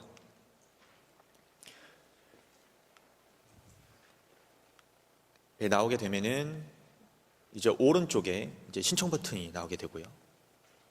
신청을 누르시게 되면은 이제 훈련 과정을 편성할 수 있고, 이 별도로 유효기간 연장 같은 경우에는 챕터가 구분되어 있기 때문에 경로는 동일합니다. 통화심사 들어가셔가지고 심사 신청이 아니라 유효기간 연장을 누르신 다음에 유효기간 연장에서 유효기간 연장 신청 목록을 조회하시고, 회차는 똑같습니다. 2019년도 2회차를 누르시게 되면은 동일하게 훈련 과정을 신청할 수 있는 화면이 조회가 될 겁니다.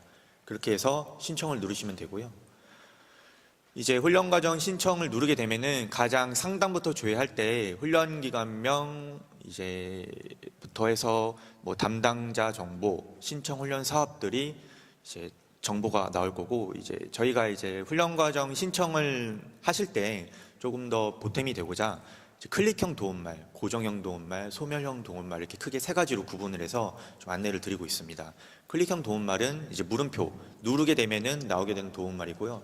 이제 이 부분을 좀 참고하셔가지고 전산 신청하실 때 관련 정보들을 좀 확인하시면 많은 도움이 되실 것 같습니다.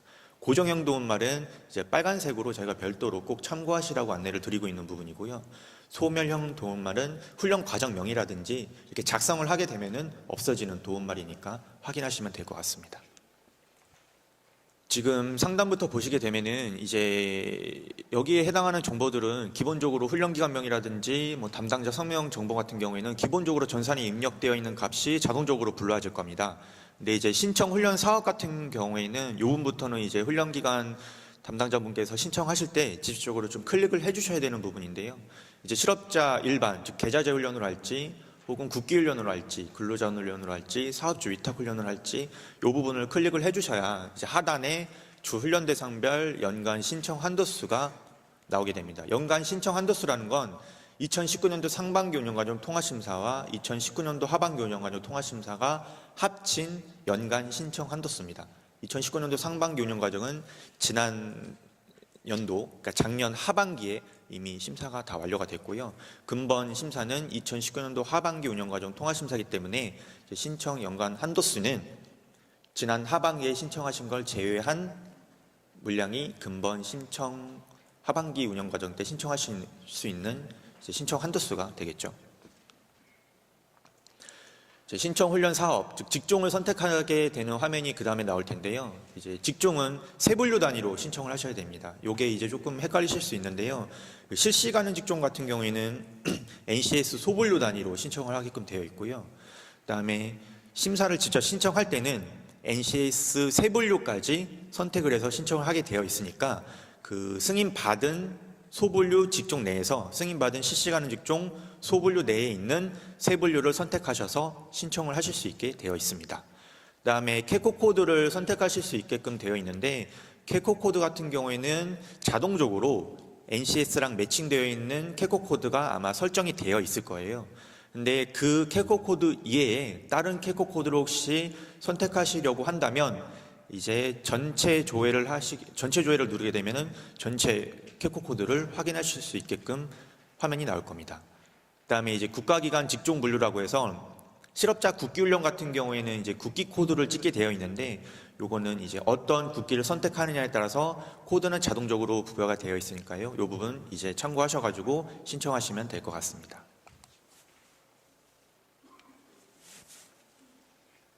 네, 그 다음에 신청 훈련 일수, 그 다음에 개월수, 그 다음에 전체 훈련 시간을 입력하는 화면인데요.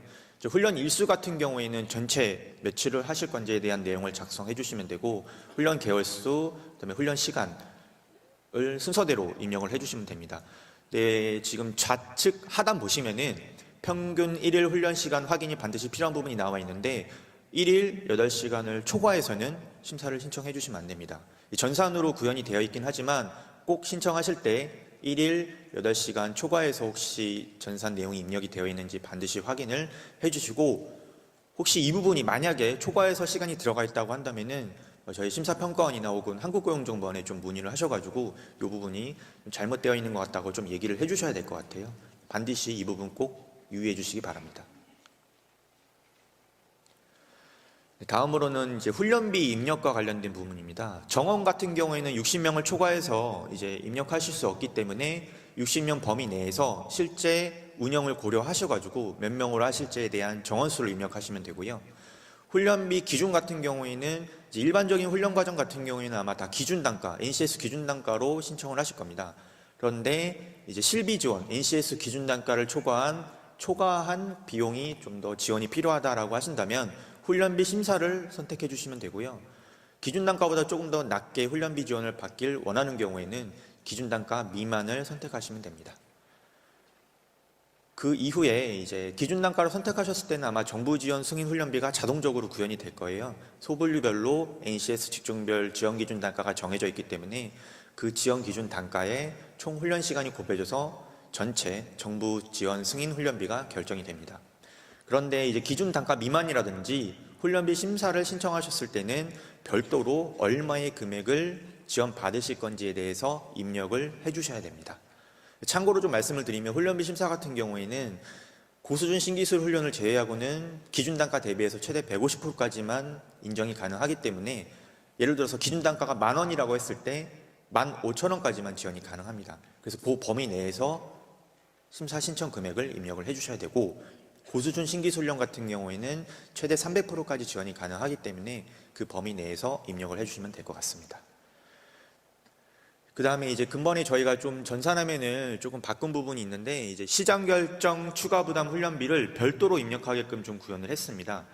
이제 기존에는 실제 수강료에 포함을 해서 입력을 하게끔 구현이 되어 있어가지고 훈련 기간 이제 담당하시는 행정 담당하시는 분들이 많이 좀 헷갈리셔서 실제 수강료랑 정부 지원 승인 훈련비랑 차이가 있을 때 그게 훈련생한테 별도의 추가 부담 훈련비로 돌아가는지를 모르시고 신청하시는 경우가 굉장히 많았더라고요. 그래서 저희가 이번에는 별도로 시장 결정 추가 부담 훈련비를 입력하게 될 경우에 실제 수강료에 자동으로 반영이 되게끔 전산 구현을 했습니다. 그래서 만약에 실제 수강료에 이제 시장 결정 추가 부담 훈련비, 즉 훈련생한테 별도로 부담하는 훈련비를 없게 하실 경우에는 그냥 0원 입력하시면 됩니다. 그러면 추가 부담비는 없게끔 구현이 될 거니까요. 이 부분 꼭 참고하시길 바랍니다. 제가 방금 말씀드린 내용이 지금 여기에 이렇게 정리되어 있습니다. 실제 수강료는 정부에서 비용 지원해주는 훈련비에 별도로 훈련생한테 추가 부담하게 하는 훈련비니까요. 이 부분 꼭 참고하시면 될 것 같습니다. 훈련과정 개요 같은 경우에는 이제 훈련 과정명과 그다음에 훈련 목표, 그다음에 이제 훈련 수준 이런 부분들을 좀 입력하게 되어 있는데요. 이제 훈련 과정명은 최대한 훈련 전체 내용이 잘 드러날 수 있게끔 작성을 해주시면 되고, 예를 들어서 뭐 자격증 취득 과정 같은 경우에는 어떠한 자격증 취득 과정이라고 입력을 해주시면 되고, 일반적인 실업자 훈련 같은 경우에는 어떠한 양성 훈련 혹은 근로자 훈련 같은 경우에는 어떠한 향상 훈련 이렇게 좀 입력을 해주시면은 과정명만 보고도 훈련생들이 그 과정이 어떤 건지를 파악할 수 있으니까요. 이렇게 좀 작성을 해주시면 좋을 것 같고요. 그다음에 이제 훈련 목표, 그다음에 훈련 수준을 선택하게끔 되어 있는데, 훈련 수준 같은 경우에는 그 특정 능력 단위에 있는 능력 단위마다 다 수준이 부여가 되어 있는데, 그 수준에서 가장 많이 편성된 능력 단위의 시간이 지금 주수준이 되게끔 아마 전산이 구현되어 있을 겁니다. 예를 들어서 2수준에 30시간, 3수준에 10시간, 4수준에 10시간이 편성되어 있다면은 2수준의 시간이 제일 많기 때문에 그 훈련 과정의 수준은 2수준을 선택하셔야 됩니다. 그렇지 않으면은 이제 전산에서 수준을 다시 한번 선택할 수 있게끔 안내 문구가 나올 거니까요. 이 부분 꼭 확인하셔가지고 수준 설정을 해주시면 될 것 같습니다. 다음에 법정 직무 훈련이라든지 이제 해당 사항이 있을 경우에는 관련 법령 등을 작성해 주시면 되고요. 그다음에 자격증 취득 과정 같은 경우에는 이제 이 훈련 과정을 통해서 궁극적으로 이 훈련 과정을 통해서 자격을 취득할 거다. 이제 이런 내용이 있을 때 자격증 취득 과정에 예를 선택해 주시고, 관련 자격 종목에 이 훈련 과정을 들었을 때 어떤 자격을 취득할 수 있다. 그 사항이 있을 때 이 부분을 꼭 선택해 주셔야 됩니다. 이게 관련이라고 해서 이제 그냥 이 훈련 과정을 들었을 때 이것도 좀 취득할 수 있을 거야 라는 취지로 좀 선택하시는 분들이 계시는데, 이 자격증 취득 과정의 주 목표는 자격증 취득 과정입니다. 그러니까 자격증을 취득할 수 있게끔 커리큘럼도 구현이 돼야 되고, 그에 수반되는 시설과 장비, 그다음에 그에 따르는 강사님들도 배정이 되기 때문에 반드시 이 훈련 과정에서 이 내용을 들었을 때 자격증이 해당 사항이 있을 경우에만 꼭 선택을 해주셔야 됩니다. 다음에는 NCS 편성 여부 및 현장 실수 여부인데, 이제 NCS 훈련 기준 적용 여부, 요게 예 아니오가 결국에 이제 NCS 적용 과정으로 신청을 하게 되는지 NCS 비적용 과정으로 신청을 하게 되는지, 여기서 좀 내용이 갈리게 되는데 한 가지 좀 주의사항이 있습니다. 이제 최초에 NCS 적용 과정으로 신청하시기 위해서 적용 여부의 예를 선택하셨는데 갑자기 마음이 바뀌셔갖고 NCS 비적용으로 선택하게 되면은 기존에 작성한 화면이 전부 다 초기화가 됩니다. 그래서 반드시 사전에 어떤 과정에 대해서 NCS 적용을 하실 건지 아니면 비적용을 하실 건지 사전에 정의를 해 놓으시고, 그다음에 이 부분을 꼭 선택하셔야 되니까 이 부분 꼭 확인해 주시고요. 그다음에 현장 실습 포함 여부는 이제 현장 실습 같은 경우에는 훈련 기간 장소 외에 외부로 나가서 하는 훈련을 현장 실습이라고 정의하고 있습니다. 그래서 별도로 훈련 기간 외부에 나가서 현장 실습이 필요할 경우에는 예를 선택하시고 반드시 그에 따르는 내용도 별도로 편성을 하셔야 되니까요. 이 부분 꼭 참고하시면 될 것 같습니다. 예를 들어서 자격증 취득을 위해서 간호조무라든지 그다음에 요양보호사 같이 반드시 현장 실습이 필요한 과정들이 있어요. 그런 과정들은 현장 실습 여부에 예를 체크를 꼭 하셔야지 이제 해당 커리큘럼대로 심사를 신청하실 수 있을 겁니다. 그다음에 NCS 훈련 기준 적용 여부와 이제 이런 기준들은 이제 산인공 홈페이지에 게시가 되어 있기 때문에 해당 주소를 좀 확인하시면 될 것 같고요. 이제 본격적으로 훈련 과정을 세부적으로 편성할 수 있는 방법에 대해서 좀 안내를 드리도록 하겠습니다. 먼저 NCS 소양 교과입니다. 흔히 이제 직업 기초 능력이라고 표현을 하는데, 이 해당 화면을 좀 보시면은 이제 NCS 소양 교과라고 해서 첫 번째 화면부터 PPT 화면에 잘 구현이 되어 있으니까 이 순서대로 좀 보시면 될 것 같습니다. 맨 처음에는 교과 내용을 등록을 하게 되고요. 그 다음에 그 교과별로 어떤 강사님을 등록할 건지에 대해서도 사전에 NCS 확인 강사로 승인이 되어 있다면 자동적으로 해당 탭을 클릭했을 때 확인을 하실 수가 있을 겁니다. 지금 화면에 보시는 바와 같이 그 순서대로 내용을 클릭하시게 되면은 이제 직업기초 능력에 대한 교과목과 강사님을 등록하실 수 있을 거고요. 지금 저희가 배부해드린 설명회 자료집에도 저희가 직접 심사를 신청하면서 나온 그런 화면들을 다 캡처해서 상세하게 안내를 드리고 있기 때문에 혹시 조금 이해가 어려우시다면 해당 자료집도 참고하시면 좀 더 이해하시기 수월하실 겁니다.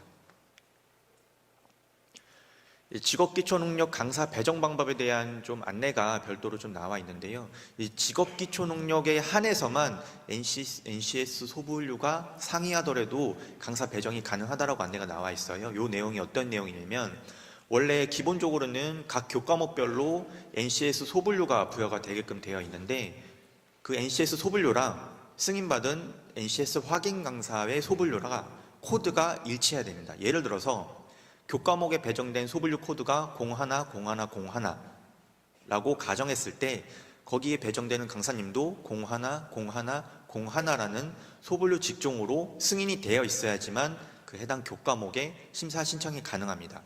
하지만 직업기초 능력에 한해서만 그 코드가 일치하지 않더라도 강사가 배정 가능하다라는 지금 안내 문구가 나와 있는 거기 때문에요. 이 부분 참고하시면 될 것 같습니다. 지금 두 번째 화면에서 보시다시피 한 개의 교과목당 최대 3명의 훈련교 강사 배정이 가능하니까요. 이 부분 참고하시면 될 것 같습니다.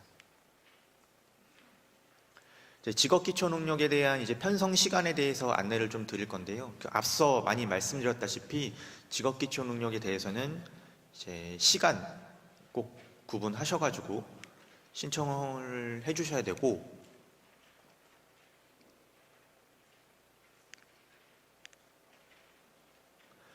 그 직업기초 능력 같은 경우에는 저희가 이제 별도로 편성할 수 있게 되어 있지만 이제 아마 최대 20시간 범위 내에서만 좀 입력을 하시게끔 되어 있잖아요. 그래서 이 부분 꼭 신청하실 때 참고하시면 될 것 같습니다. 다음으로는 이제 NCS 전공교과, 이제 가장 주가 되는 내용일 수 있겠는데요. NCS 전공교과에 대해서 편성하는 방법에 대해서 좀 안내를 드릴 건데, 크게 실업자 훈련과 그다음에 재직자 훈련으로 나눠서 좀 말씀을 드리도록 하겠습니다. 실업자 훈련 같은 경우에는 이제 NCS 능력 단위로만 편성이 가능하기 때문에 따로 구분을 한 거고, 재직자 훈련은 NCS 능력 단위 요소, 그다음에 수행 중것까지 완화해서 편성을 할 수 있기 때문에 좀 별도로 구분을 했습니다. 먼저 보시는 바와 같이 이제 NCS 직업 기초 능력, 방금 보셨던 소형교과를 등록하는 화면과 기본 베이스는 유사합니다. 교과목 등록을 하시고 그 이후에 강사님들을 배정하시는 것은 앞서 보셨던 화면과 동일하고요.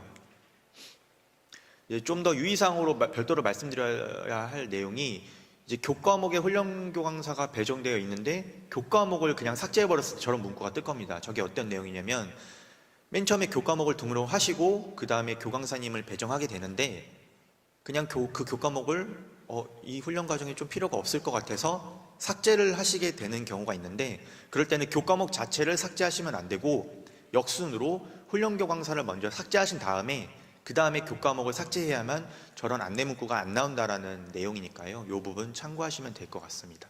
그래서 하단과 같이 이제 해결 방법도 별도로 좀 안내를 드리고 있고요.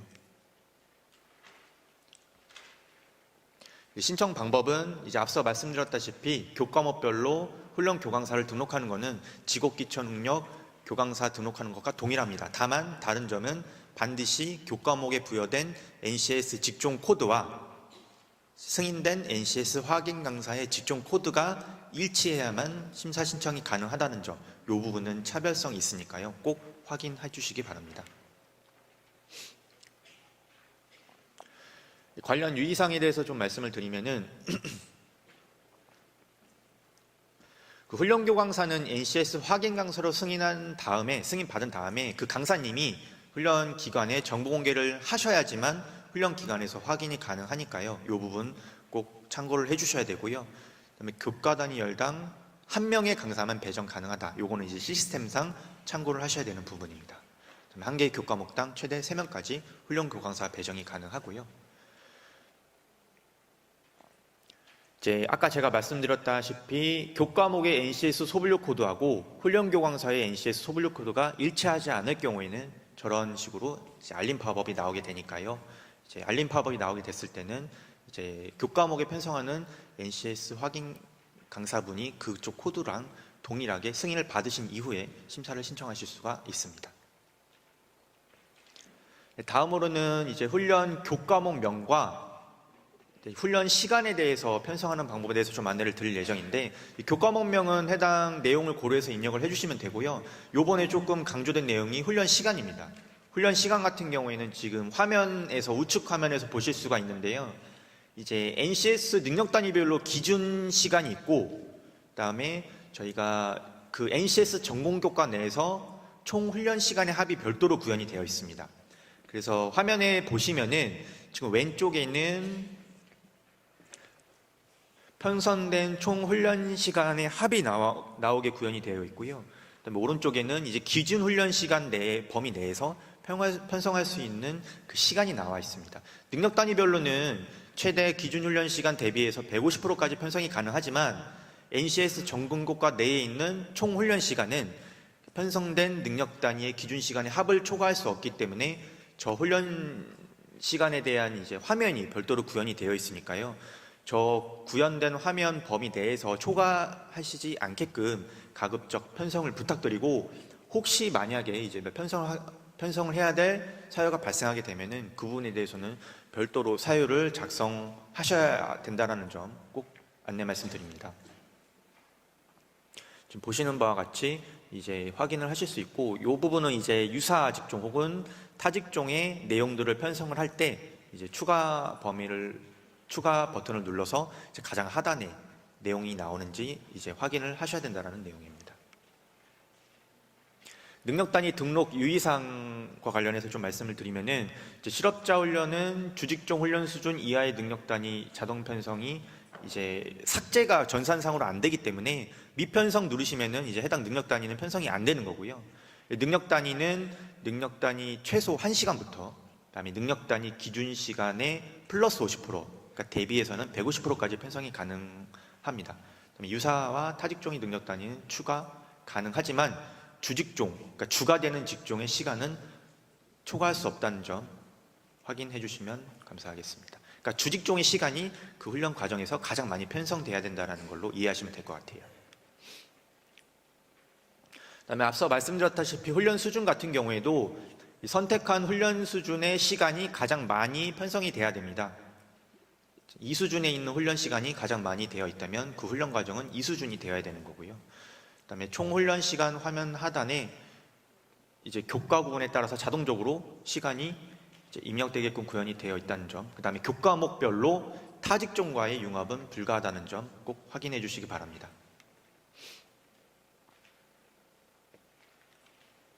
다음은 이제 능력 단위 추가 및 교과목 구성 시 유의사항인데요.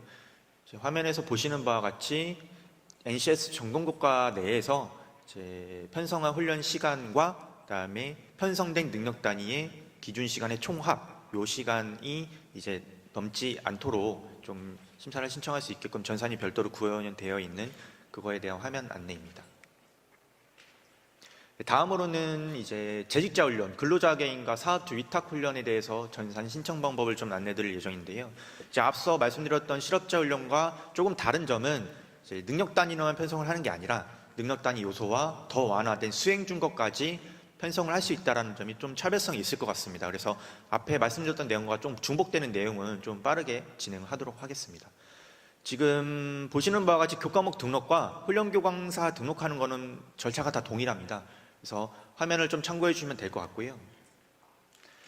좀 다른 사항에 대해서 별도로 말씀드리면 이제 능력 단위 요소가 선택이 가능하다는 점, 그다음에 능력 단위 요소의 시간은 그 해당 속하는 능력 단위 기준 시간을 초과할 수가 없습니다. 예를 들어서 능력 단위의 기준 시간이 50시간이라고 했을 때 그에 수반되는 능력 단위 요소들의 시간은 이제 그 능력 단위 기준 시간을 초과할 수 없다라는 내용이고요. 이제 앞서 말씀드렸다시피 동일하게 교과목은 타직종과 융합해서는 편성이 불가합니다. 능력 단위 요소 편성 시간은 능력 단위 고유 시간, 즉 기준 시간을 초과하지 않도록 반드시 편성을 해주셔야 되고요.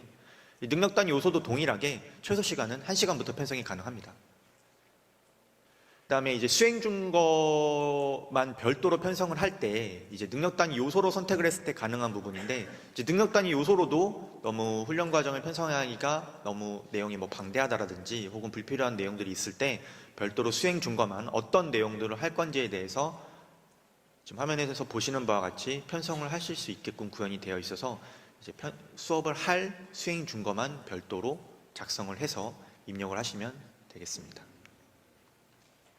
그다음에 BNCS 교과 이론 실기에 대한 내용을 말씀드릴 텐데요. 방금까지 말씀드렸던 내용은 NCS 전공교과와 관련된 내용입니다. NCS 전공교과와 관련된 내용이고 NCS 전공교과로 편성할 수 없는 내용들은 BNCS 교과로 편성하게끔 되어 있는데 이 BNCS 교과는 크게 이론과 실기 교과 두 가지로 구분이 되어 있고요. 먼저 지금 화면에서는 이제 BNCS 교과 이론에 대해서 설명을 드릴 건데 이제 이론 교과 신청하시는 방법은 지금 보시는 화면과 같습니다. 이제 NCS 전공교과랑 사실 크게 다른 점은 없지만 크게 다른 점은 이제 교과목 입력하는 것과 단원을 별도로 입력해야 되고 이 단원에 대해서 세부 내용이 어떤 걸로 수업이 될 건지 이 부분을 조금 많이 작성을 해주셔야 돼요.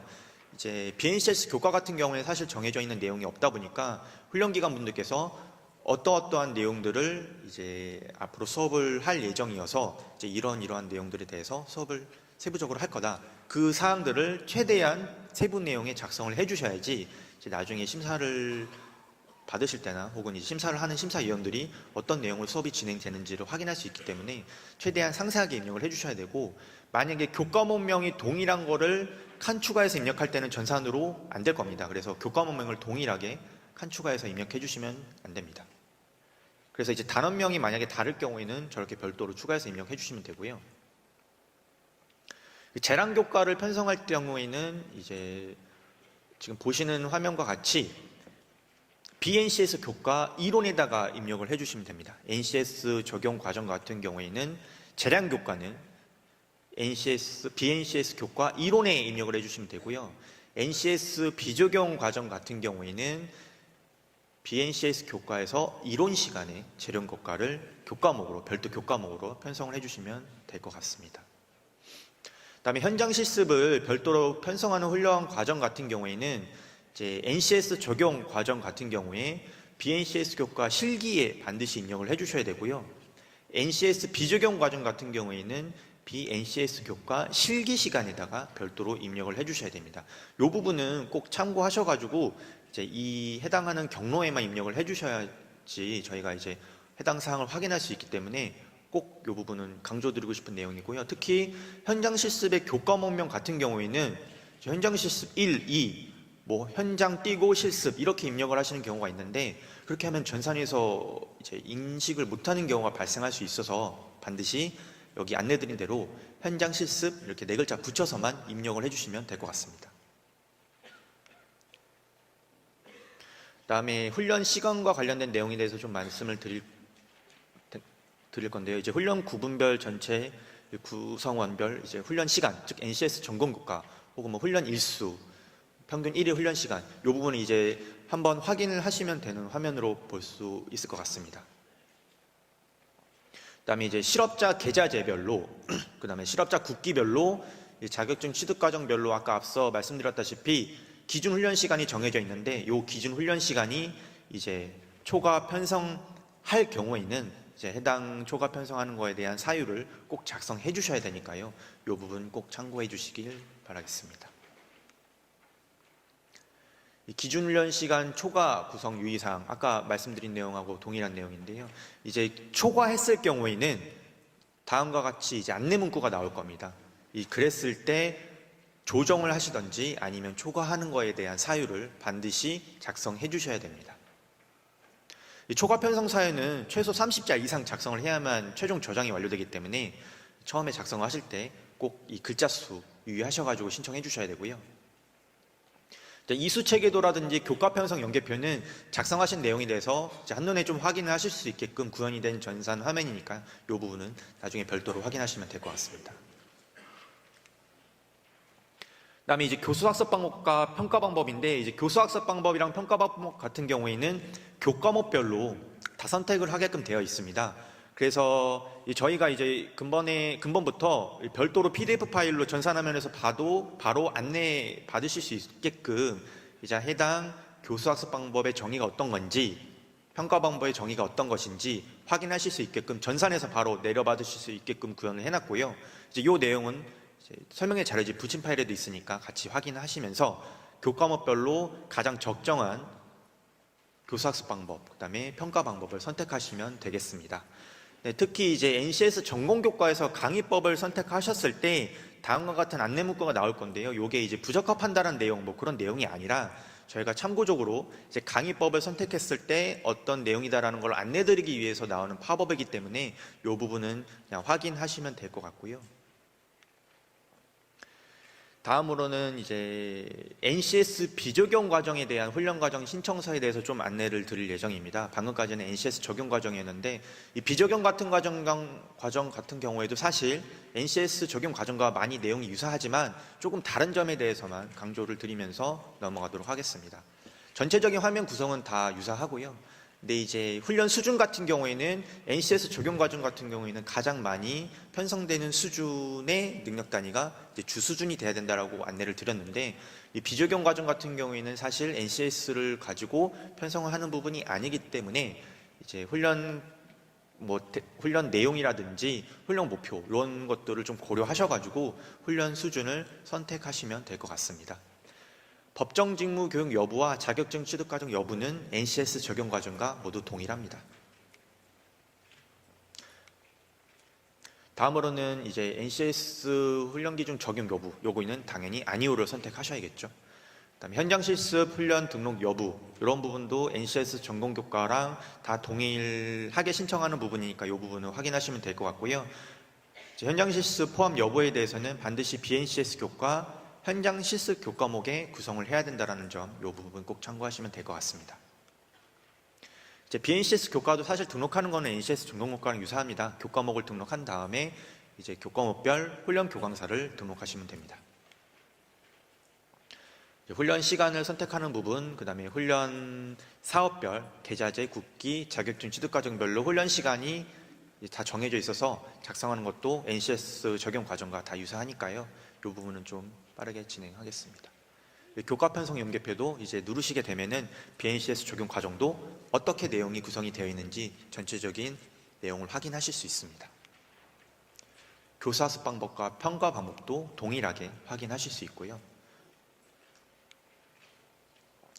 다음으로는 이제 공통적으로 NCS NCS 적용 과정, 그다음에 NCS 비적용 과정 공통되는 사항인 이제 운영 계획서 관련된 내용입니다. 운영 계획서 쪽 내용은 이제 훈련 강사, 그다음에 훈련 시설, 훈련 장비 이 부분에 대해서 확인을 하실 수 있는데요. 먼저 가장 상단에서는 훈련 교강사, 배정된 훈련 교강사를 확인하실 수 있습니다. 교과목별로 최대 3명까지 배정이 가능하기 때문에 이제 강사님을 기준으로 어떤 교과목이 배정이 되어 있는지를 확인하실 수 있는 화면이에요. 그래서 해당 그 소분류의 배정 그 소분류 코드를 누르게 되면은 그 강사님의 이제 이력이라든지 뭐 자격증 같은 것들이 어떻게 등록이 되어 있는지 확인하실 수 있습니다. 그래서 이 부분은 이제 어떻게 배정이 되어 있는지 추가적으로 확인할 수 있는 부분이라고 보시면 될 것 같고요. 다음으로는 훈련 시설입니다. 훈련 시설 같은 경우에는 이제 아까 사전 등록에서 훈련 시설 같은 경우에는 미리 좀 정보를 등록해야 된다라고 말씀을 드렸잖아요. 훈련 장비도 동일하고 훈련 시설은 그렇게 등록된 정보를 가지고 훈련 과정에 정보를 끌어와서 편성을 하는 겁니다. 그 화면에서 보시는 화면에서 그 오른쪽 상단 보시면 훈련 시설 기준이라고 있을 거예요. 요거는 이제 신청하실 때도 직접 확인하실 수 있는데 시설 기준을 누르게 되면은 가장 상단에는 세 분류별로 어떤 훈련 시설이 필요한지 정보가 나와 있고 하단에는 능력 단위별로 훈련 가능 시설이 나와 있습니다.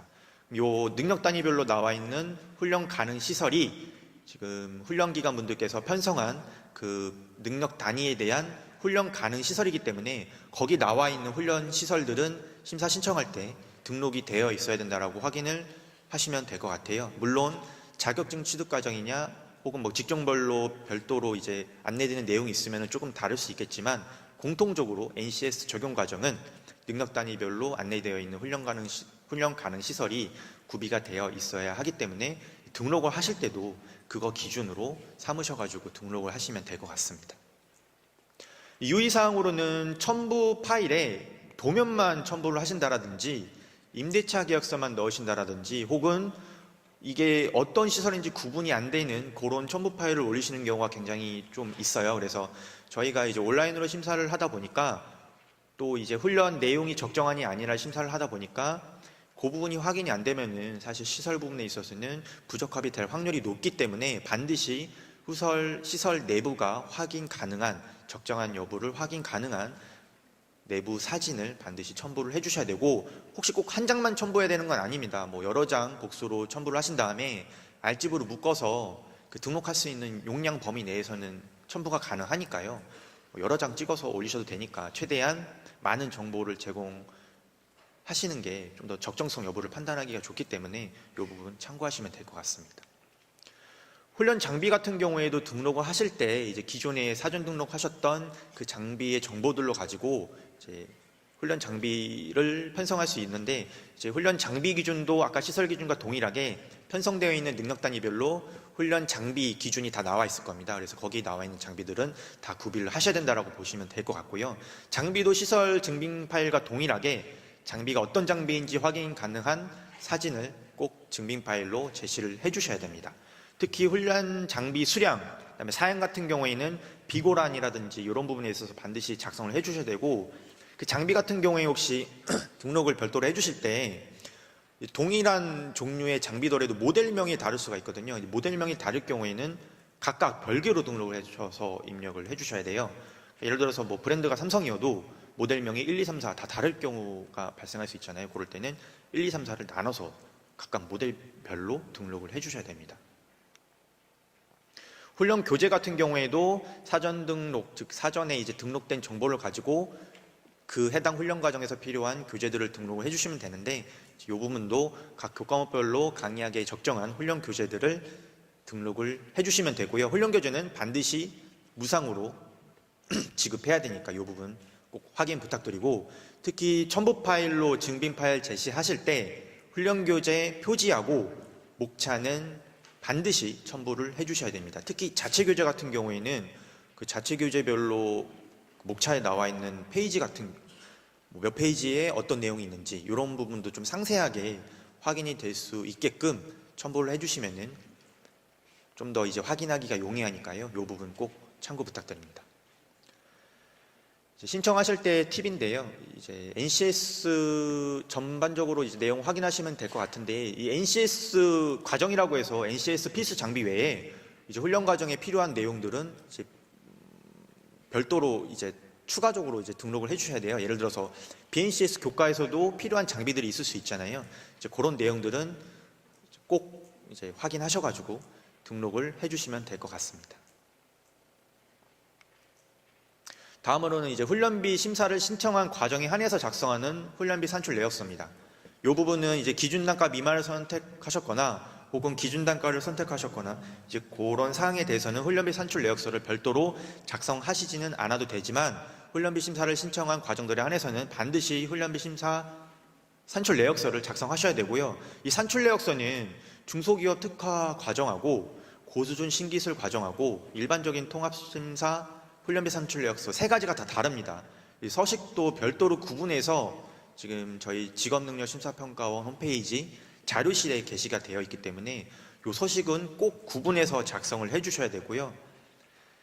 여기서 입력되는 이제 정부 지원 승인 훈련비랑 아까 기본 정보에서도 정부 지원 승인 훈련비를 입력하셨잖아요. 요 두 개는 반드시 동일해야 됩니다. 왜냐하면 정부 지원 승인 훈련비가 이제 기준 단가로 했을 때 초과되는 비용을 받겠다라는 취지하에 훈련비 산출 내역서를 작성하는 거기 때문에 기본 정보에서 입력한 훈련비 정부 지원 훈련비랑 이제 초과해서 받겠다라고 별도로 작성하는 훈련비 산출 내역서에 있는 거랑 동일해야지만 이게 실제로 이제 초과되는 비용이 얼마인지를 알 수 있기 때문에 반드시 동일하게 입력을 해주셔야 되고요. 특히 하단에 보시는 바와 같이 첨부 파일을 별도로 입력할 수 있으니까요. 여기에 그 훈련비 산출 내역서 엑셀 파일입니다. 각 항목별로 다 내용을 작성하시고 그에 수반되는 증빙 파일도 같이 반드시 첨부하셔가지고 등록을 해주셔야 되니까요. 이 부분 꼭 참고해 주시면 될 것 같습니다. 만약에 증빙 파일을 제시 안 해주시면 이제 사실 훈련비 심사를 진행할 수 없기 때문에 증빙 파일을 확인할 수가 없어서 그냥 일반적인 과정으로 판정이 될 예정이니까요. 이 부분 꼭 확인해 주시고요. 그다음에 이제 신청 서약서 가장 마지막 부분입니다. 다 작성을 하신 이후에 이제 가장 상단부터 내용을 확인하시고 훈련기관 대표자분께서 훈련과정 신청 서약서를 반드시 정독하시고 동의함에 체크하신 다음에 대표자 이름 기재하시고 신청하시는 분 이름 기재하시고 최종적으로 이제 저장하신 다음에 훈련과정 신청을 종료하시면 될 것 같습니다. 꼭 신청하실 때는 임시 저장도 중간중간에 자주 해주셔야지 갑자기 뭐 전산 시스템이 오류가 있어도 중간중간에 저장된 내용부터 작성을 하실 수 있으니까요. 중간중간에 꼭 저장을 계속해서 해주시는 게 심사 신청할 때 많이 도움이 되실 겁니다. 네, 이제 관리와 관련된 부분입니다. 이제 다 신청을 하신 이후에 이제 경로에 대해서 좀 말씀을 드릴 텐데요. 그 심사평가 시스템 들어오셔가지고 통화심사에서 심사 신청 현황을 조회하시면 현재 작성 중인 화면 그 훈련 과정들은 확인하실 수 있습니다. 신청으로 구분된 경우에는 이제 신청 완료가 된 과정이니까요. 이게 신청이라고 돼서 화면에 신청이라고 돼서 이게 지금 신청 중인 건지 아니면은 신청이 됐다는 건지 좀 확인이 좀 어렵다라고 하시는 분들이 계신데 신청이라고 나오면 신청 완료가 된 거니까요. 확인하시면 될 것 같고요. 그다음에 임시 저장과 관련해서는 임시 저장을 했을 때 어떻게 확인했는지에 대한 그 경로가 나와 있습니다. 이 부분도 꼭 확인하셔가지고 임시 저장하신 다음에 해당 다음 일정에 또 작성을 하실 때 꼭 참고하시면 될 것 같습니다. 네, 여기까지가 이제 통화심사 HRD 내 신청 방법에 대한 내용을 좀 설명을 드렸습니다. 최대한 좀 상세하게 말씀을 드리려고 했는데 시간 관계상 좀 넘어간 부분도 있고 이제 혹시 만약에 이해 안 되시는 분도 많으실 거라고 좀 이해는 되는데 저희가 설명의 자료집에 최대한 상세하게 내용은 담아놨으니까요. 혹시 그 부분 꼭 참고하시고 혹시 문의사항 있으시면 유선 문의를 주시든지 아니면 저희 홈페이지 문의 게시판에도 남겨주시면 저희가 최대한 빠른 시간 내에 답변을 드릴 예정입니다.